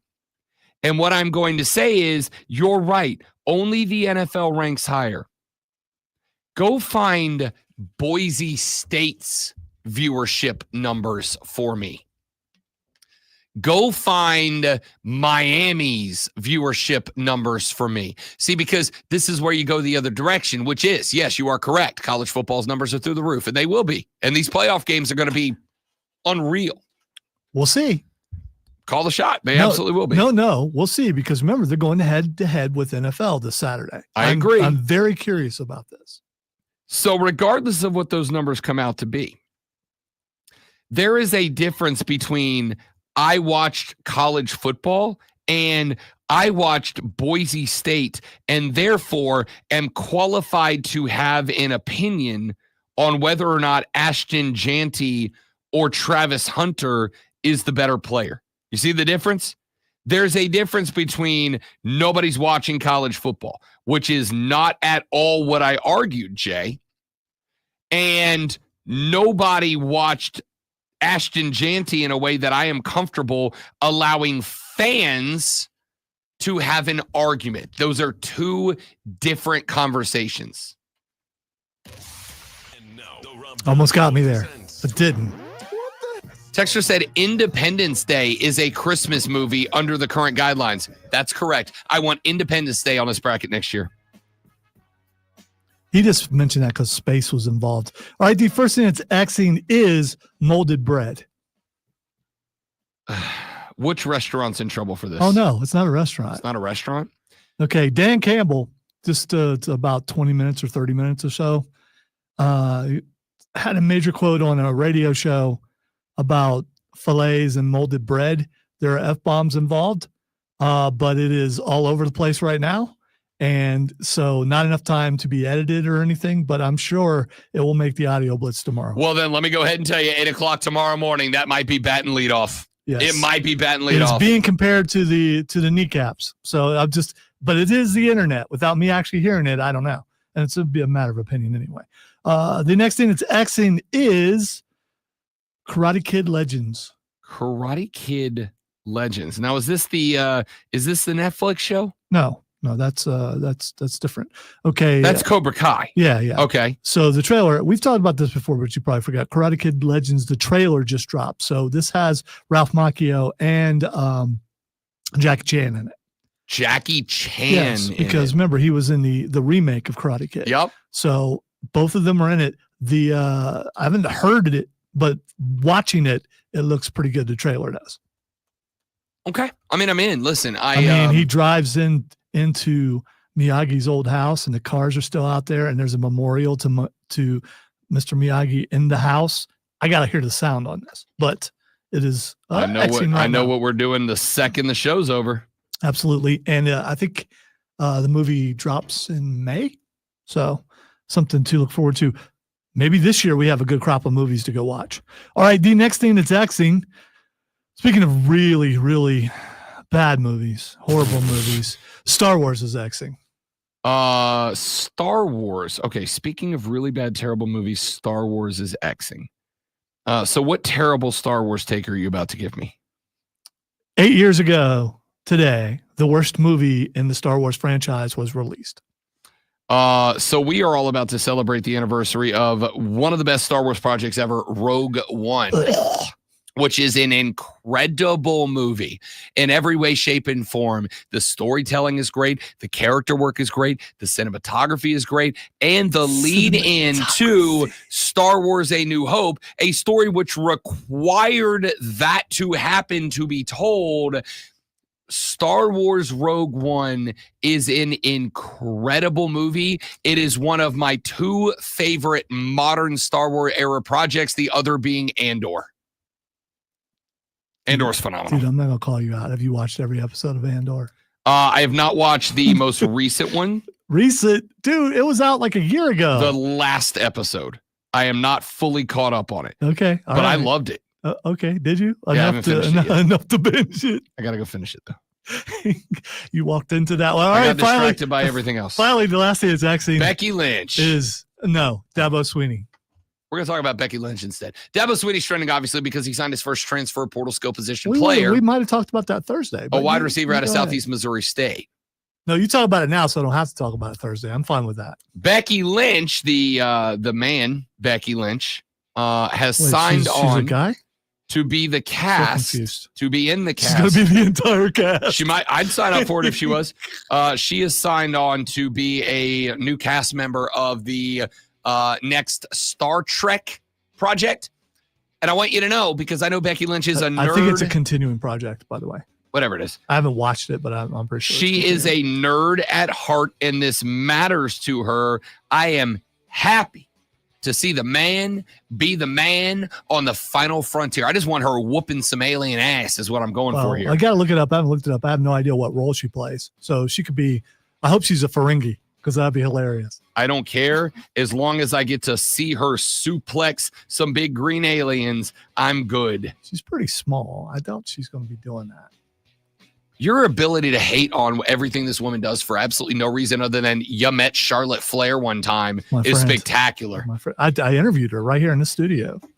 Y'all have a great rest of your day. Don't drink and drive. I'll punch you in the face. We will see you back here tomorrow to do it all over again, but better on the Rob Brown Show in the Fan Upstate. Later. I mean, that's just some Bush League stuff.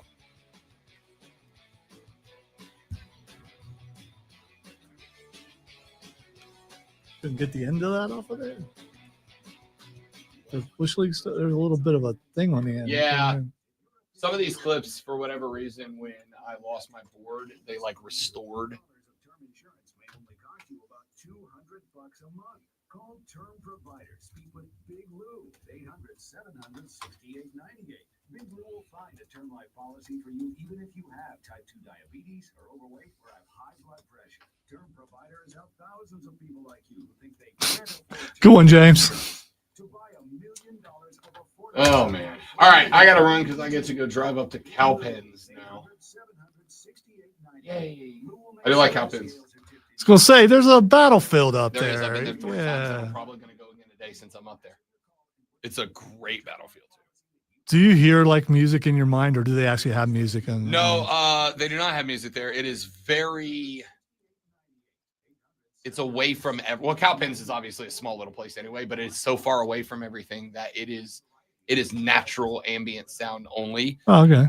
And I have studied the Battle of Cowpens so in depth that like I have the battlefield memorized. If they asked me today, if they said $1 million to talk about, like, you know, these things on the internet where they're like, if somebody paid you $1 million to give a speech on something, but it had to last an hour and you had to be good at it, what would you give a speech on?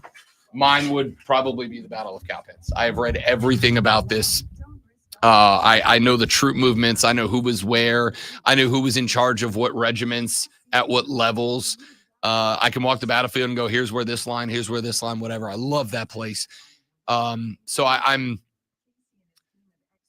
it's one of the few places that like I can really dive into the. I can see the things in my head. Like I can see the troops in my head. I can see the battle take place in my head, and it's phenomenal. It's so much fun for me. That's part of the reason I go to battlefields is I like to learn the battle, and then I like to kind of like walk out to the field and see it play out in my head.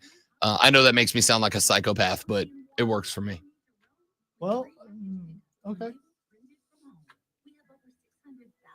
No, it sounds good that you're passionate about it. Oh, it's one of my favorite things.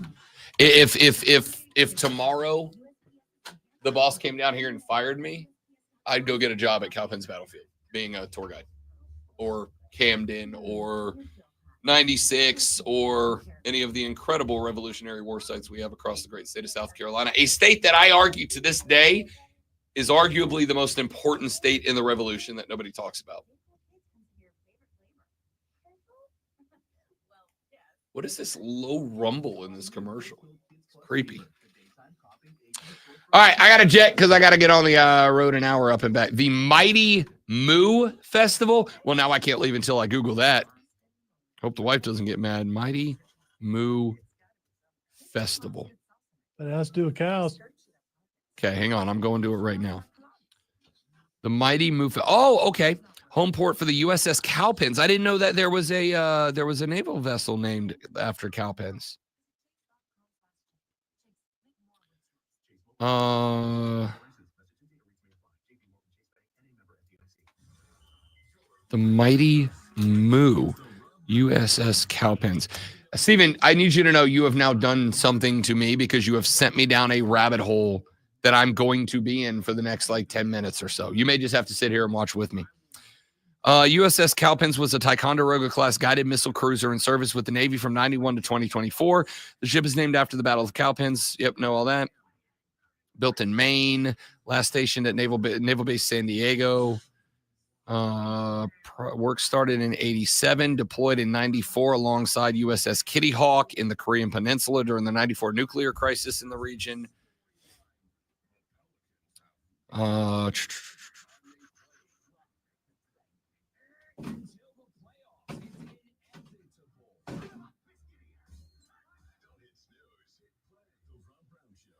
Cowpens Elant crew detected a Chinese flag vessel on 3 February 97. The vessel was smuggling Iraqi oil illegally in violation of UN sanctions and was seized by USS Nicholson and Cushing in coordination with Group 8 on February 8th.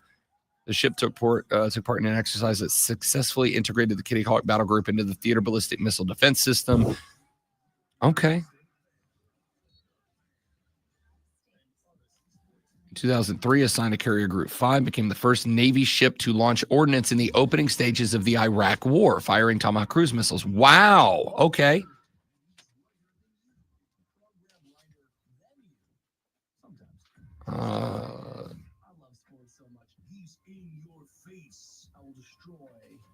Wow, I did not know that there was a USS Cowpens. That's interesting. Thank you for teaching me something new today, Stephen. I sincerely and genuinely appreciate that. Now I have a book to go find and read. Have a great day. Goodbye.